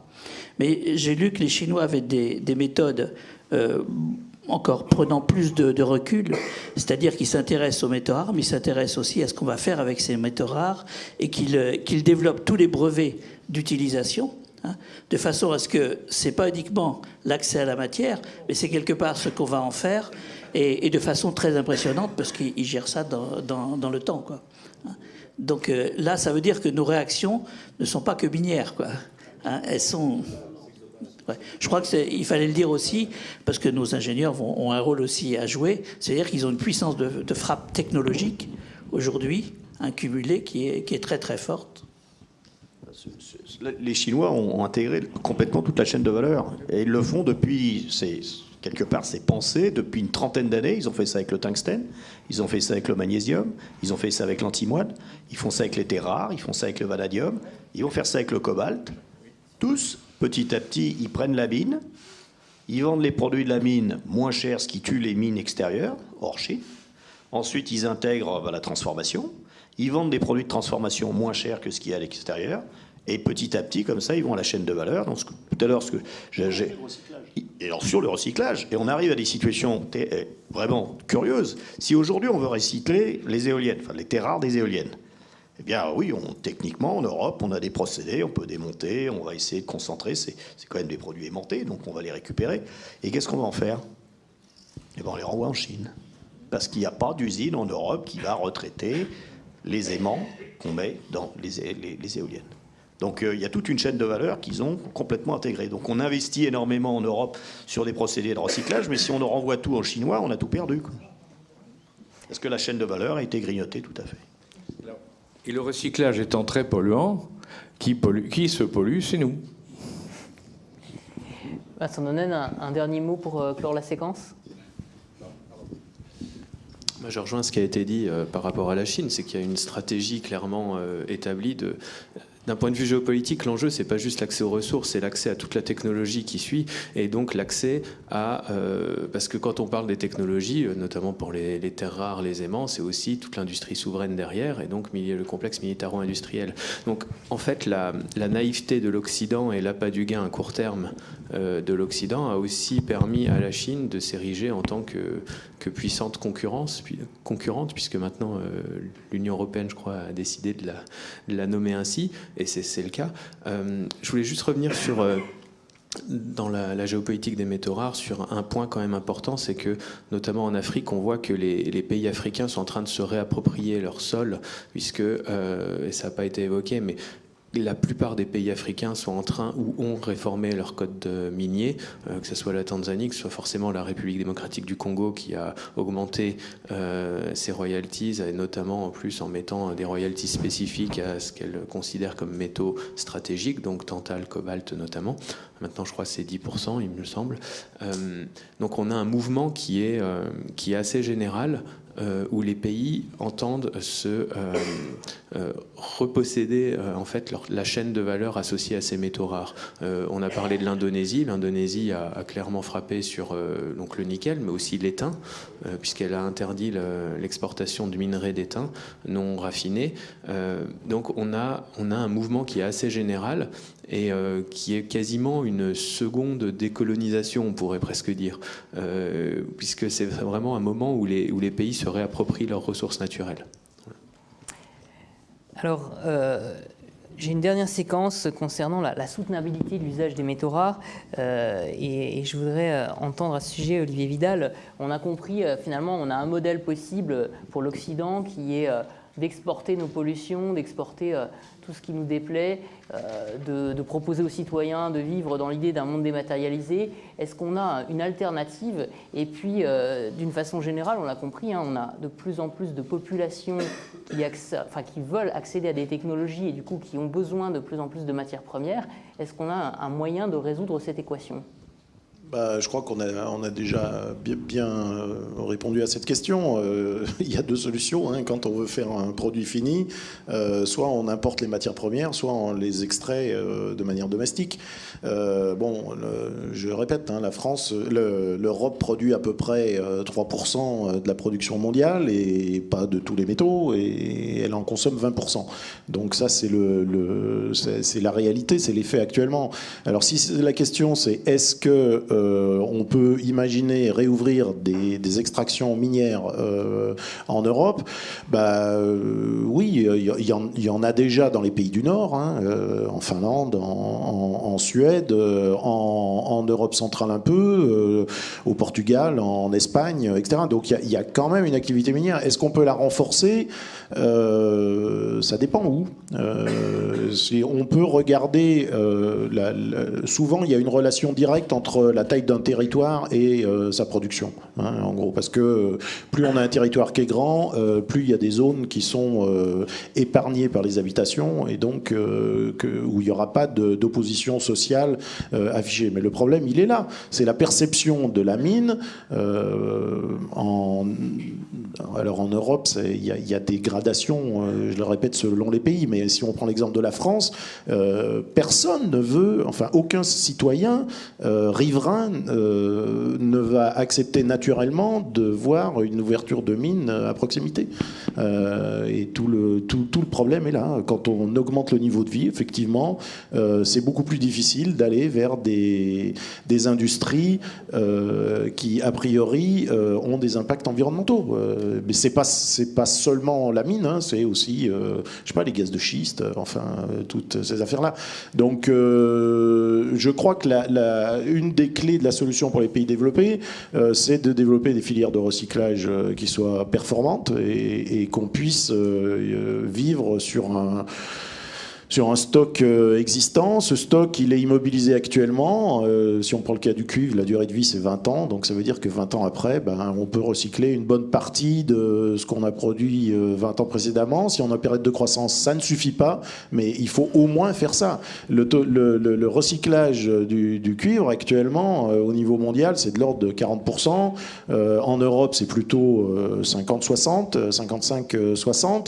Il faudrait aller au-delà de ça. Alors ça nécessite plein de choses. Ça nécessite, on en a déjà parlé, je crois, tout à l'heure, de récupérer les produits en fin de vie. Alors on peut prendre l'exemple emblématique des téléphones. On a tous, tout le monde ici, il y a chez lui 1 ou 2 téléphones portables qu'il n'utilise pas et qui traînent dans nos tiroirs.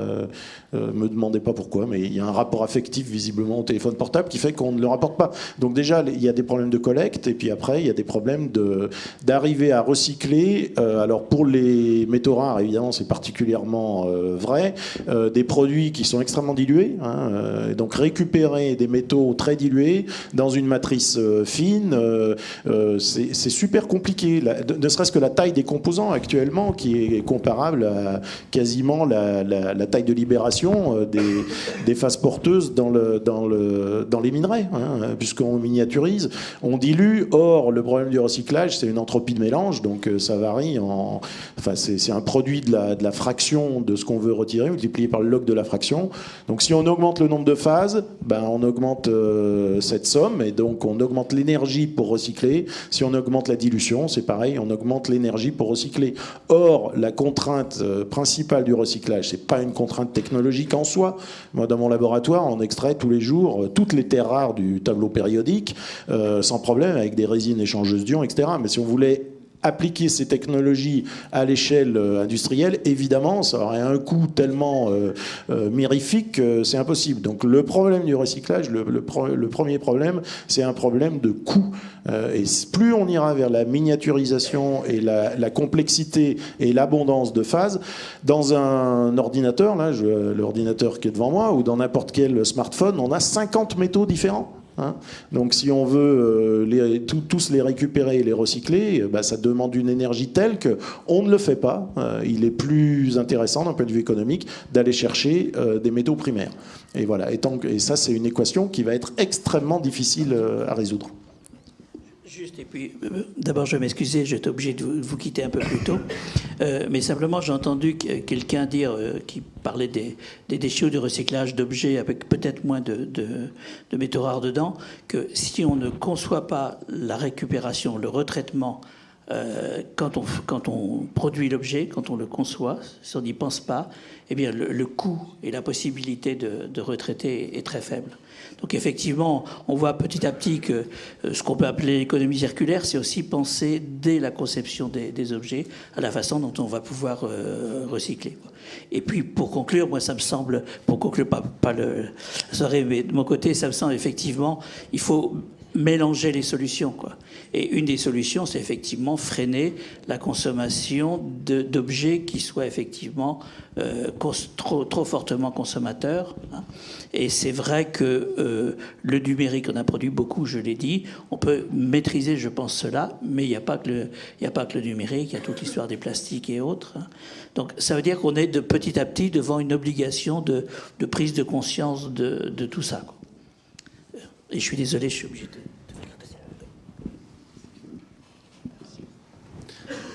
Un des enjeux, je pense, pour les métaux rares et notamment leur recyclage, c'est que les métaux rares sont obtenus à quelque chose qui n'est pas leur coût réel.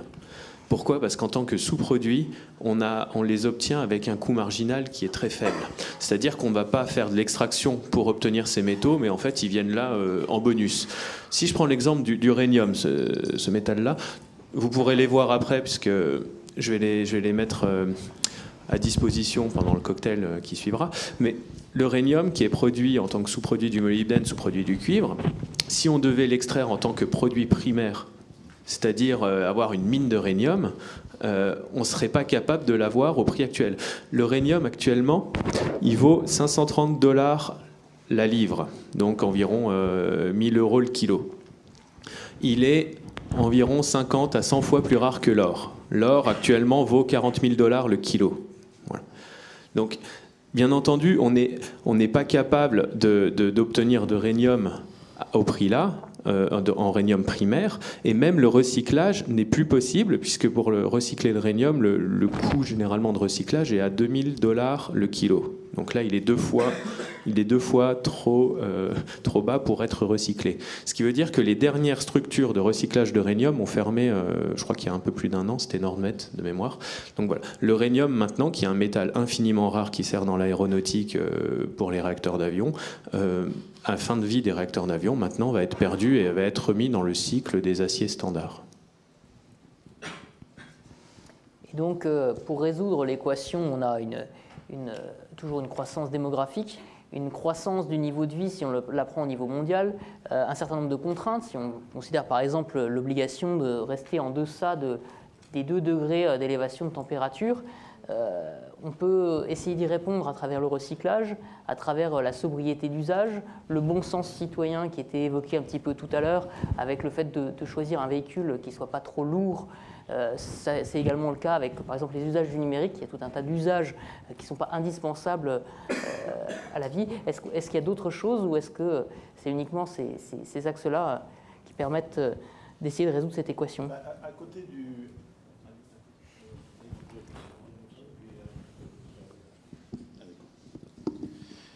Oui, alors d'abord, les 2 degrés, c'est effectivement important. Il y a de souligner qu'il y a un lien très fort entre matières premières et énergie. On a besoin de beaucoup d'énergie pour faire les matières premières. Actuellement, 15% à peu près de l'énergie consommée au niveau mondial est utilisée pour la fabrication de béton, enfin de ciment, d'acier et d'aluminium. 15%, c'est beaucoup. Ça représente 35% de l'énergie utilisée par le secteur industriel. Donc c'est vraiment la fabrication, la production des matières premières est très énergivore. On a besoin aussi de beaucoup de matières premières pour assurer la transition énergétique et donc pour bâtir la nouvelle infrastructure, on l'a mentionné tout à l'heure, non seulement de production d'électricité en utilisant des renouvelables, mais aussi de transport de l'électricité, de stockage de l'électricité, d'utilisation de cette électricité. Et tout ça, ça ne se fera pas sans métaux. Donc c'est très clair. Donc ça vaut le coup de le souligner. Après, bon, on a parlé du recyclage pour la durabilité. On peut parler aussi de la substitution. Et pas forcément de la substitution d'un métal par un autre, parce que ça, si on utilise les métaux actuellement, c'est bien parce qu'ils ont des propriétés électroniques, de supraconductivité ou je ne sais quoi, qui sont particulières. Et soit il n'y a pas de candidat pour le remplacer, c'est le cas d'uranium par exemple, soit on va le remplacer par autre chose qui n'aura pas les propriétés désirées. On peut essayer de remplacer pour l'électricité le cuivre par de l'aluminium. Les Canadiens l'ont fait après-guerre, ils sont aperçus que leur maison brûlait. Donc ils ont arrêté parce que l'aluminium a une moins bonne conductivité que le cuivre, donc il faut dimensionner les câbles, etc. On ne le fait plus dans les maisons d'habitation. On peut le faire pour des lignes de haute tension de 400 kV, les lignes aériennes, ça on peut le faire, mais la substitution d'un métal par un autre me semble difficile. Par contre, on peut avoir des substitutions d'usage et remplacer une grosse voiture par une petite voiture, sans nuire à la liberté individuelle, parce que la liberté individuelle concernant la voiture, c'est de se déplacer d'un point A à un point B avec un véhicule autonome. Mais plutôt que de le faire avec une voiture qui pèse 2 tonnes ou 2 tonnes 2, vous savez que la voiture la plus vendue au monde en 2018, c'est une voiture américaine, un gros pick-up qui pèse 2 tonnes et demie. Qui fait 6 mètres de long et qui consomme, donc ça c'est les données constructeurs, 15 litres au 100 en conduite mixte. Voilà, ça c'est la voiture la plus vendue au monde en 2018. Pareil, faire une voiture électrique qui pèse plus de 2 tonnes, c'est un non-sens à mon avis. C'est un non-sens total. On n'est pas plus heureux dans une voiture avec un ordinateur que dans une voiture qui n'en a pas, je crois en tous les cas. Bon, enfin bref, c'est changer un peu ces mentalités, mais ça, enfin c'est plutôt le rapport qu'on a aux objets. C'est pas les mentalités, c'est le rapport qu'on peut avoir aux objets. Mais ça, c'est des concepts de pays riches. Ça, on peut le faire effectivement dans les pays développés qui devront de toute façon naturellement voir leur prétention à la baisse. On ne pourra pas, les pays qui sont à plus de 40 000 dollars de PIB par habitant ne pourront pas durer et rester sur ce plateau-là. Moi, j'y crois pas un instant. Mais pour les pays en voie de développement, les enjeux, ils sont ailleurs. On en a déjà parlé. Et les enjeux de durabilité, là, je suis tout à fait d'accord. Au Bangladesh, où il n'y a même pas besoin d'aller au Bangladesh, mais dans des pays un peu moins développés, les préoccupations, elles ne sont pas sur la préservation de l'environnement. Elles sont sur une augmentation de son bien-être, ou ce qu'on pense être son bien-être, par rapport aux canons du bien-être qui nous sont donnés à travers Internet. On peut avoir des pays en voie de développement où les gens ont des accès à Internet et ils voient les modes de vie des pays développés. Et je pense, à mon humble avis, que les enjeux sont là. Les pays riches, c'est une histoire, on peut travailler dessus et je pense que c'est facile. Ça demande de l'information et puis un peu de pédagogie. Les pays en voie de développement, les contraintes, c'est pas du tout les mêmes. Et là, je vois pas bien comment accéder à un chemin durable, si ce n'est que la seule chose qu'on peut espérer, c'est que la transition, la mutation se fera beaucoup plus vite parce qu'on ne sera pas obligé de passer, par exemple, d'un téléphone filaire à un téléphone portable. On ira directement au téléphone portable. Donc on peut espérer que ces pays-là, quand ils se développent, brûlent les étapes. Voilà. Il faut espérer qu'ils ne brûlent pas autre chose que les étapes, quoi.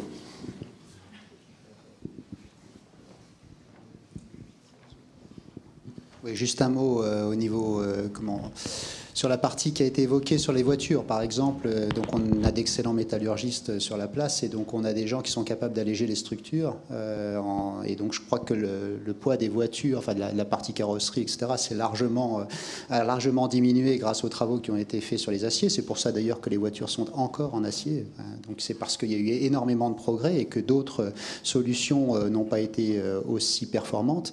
Donc on a grâce au progrès technique, je pense ce qu'on est capable de faire dans le domaine des matériaux est quand même relativement intéressant de ce point de vue-là. On est capable d'alléger les structures, de répondre à un certain nombre d'enjeux sociétaux. Donc on devrait avoir réduit la consommation, enfin la production de CO2 par véhicule, mais on voit qu'il y a d'autres aspects qui se mélangent à l'aspect technique et qui font que finalement c'est relativement complexe. On peut quand même espérer, notamment dans le domaine des panneaux solaires et d'autres acteurs, avoir des solutions technologiques qui s'imposeront tôt ou tard. Je sais qu'on essaye de fabriquer de plus en plus de catalyseurs à base de fer, par exemple. On reprend les problématiques d'une manière complètement différente de celle qui a été abordée. Il y a des nouveaux matériaux, alors pour en citer quelques-uns que vous connaissez peut-être ou pas, des quasi-cristaux, des MOF, enfin des objets de ce genre qui ont des vertus spécifiques qui devraient peut-être contribuer à aider. Mais encore une fois, je pense que comme ça a été très bien dit précédemment, les solutions techniques n'apporteront que ce qu'elles sont capables d'amener compte tenu de la façon dont on va les utiliser par la suite. Donc c'est vraiment un problème de comportement et changer les comportements, c'est un travail qui risque d'être relativement compliqué. Et qui peut passer par la régulation. Pour les voitures, typiquement, il y a une réglementation européenne qui va faire une diminution du poids. À mon sens, il y a aussi un enjeu politique derrière, c'est-à-dire que si on ne veut pas que chaque foyer ait 2 voitures de 2,5 tonnes, il suffit aussi de taxer. Puisqu'on peut tout à fait revenir, nos grands-parents ont vécu, et a priori relativement heureux pour certains même, avec une voiture en partage. Et on peut tout à fait imaginer, en plus, avec l'essor des technologies de communication, que l'autopartage et que les usages changent fondamentalement. Et ces changements-là ne seront pas forcément sans une impulsion politique et donc fiscale derrière. Ça fait partie des enjeux, mais là on dépasse le cadre des métaux rares. Oui, pour aller dans ce sens-là aussi. Moi, je suis un peu dubitatif sur le fait d'être capable de réduire véritablement sa vie, son train de vie, ses habitudes. Parce qu'il y a un vieux proverbe chinois que j'aime beaucoup qui dit que quand les gros maigrissent, les maigres meurent. Et il ne faut pas l'oublier quand même. C'est-à-dire que je pense qu'il faut faire attention, il ne faut pas avoir une vision qui est une vision de pays très développés que nous sommes, ou comme on l'a tous dit, c'est vrai qu'on a une appréhension des problèmes qui n'est pas du tout la même que dans d'autres points du monde, dans lesquels tout ce qu'on dit ce soir paraîtrait absolument démentiel. parce que ce n'est pas leur problème, même si, en disant ce qu'on dit ce soir, on est en train de préserver leur propre vie pour le futur, parce que c'est ça le fond du problème. Hein. Et mais il y a eu aussi une chose que je voudrais dire, c'est que je crois, ça a été évoqué par beaucoup d'entre nous, mais je pense que nous sommes dans une époque de transition. Alors on parle de transition énergétique, mais moi je vais plus loin. On est dans une période de transition tout court, parce que l'arrivée du cyberespace, aussi avec le numérique, a tout bouleversé. Hein. Michel Serres disait que c'est la 3e grande révolution du monde, hein, après l'écriture et l'imprimerie. On est dans une révolution dans tous les domaines, et parce qu'on est dans cette période transitoire, il y a des choses qu'on fait qui sont absurdes. Moi je suis convaincu que dans 30 ans, on trouvera les éoliennes, qui est un désastre sur le plan écologique, en dehors du fait que ça ne produit pas effectivement de carbone, mais sur le reste, quand on regarde la consommation de béton, quand on voit les problèmes, quand il faudra les démonter, enfin, c'est complètement fou. Quand on voit un certain nombre de choses qu'on fait, quand on voit la voiture électrique, il y a de quoi vraiment dire, est-ce que c'est un progrès ? Non, le progrès, c'est l'étape suivante, c'est le moteur à hydrogène. Parce que le moteur à hydrogène, il est non polluant. Et que le jour où on aura des voitures non polluantes, hein ? Ah ouais. Non mais on est bien d'accord. Mais on aura toujours des problèmes. Mais on peut améliorer à chaque fois. Donc il faut être optimiste. Hein. Je crois qu'on est en train et tous, on constate une chose. On pense tous qu'il faut le faire évoluer. On parlait des métaux, puisqu'on est parti des métaux rares. C'est vrai qu'il faut les utiliser à bon escient et intelligemment. Il faut développer leur recyclage, parce que c'est absolument vital. On ne peut pas continuer à tout gaspiller. C'est une évidence. Mais aussi, il faut se dire que progressivement, on va trouver d'autres choses qui seront bien meilleures et qui nous permettront de mieux vivre, de vivre dans des conditions, je dirais, d'échanges avec l'environnement qui seront parfaitement satisfaisantes. Bon merci à tous, on va s'arrêter là. Je tiens à ce qu'on remercie nos intervenants, je crois qu'ils méritent d'être applaudis.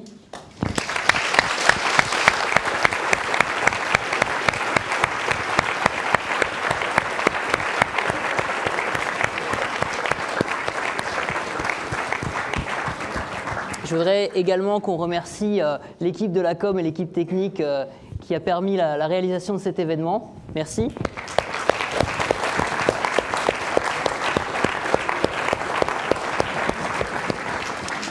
Et je vous invite maintenant à tous profiter du cocktail qui va se dérouler dans le hall de l'école des mines.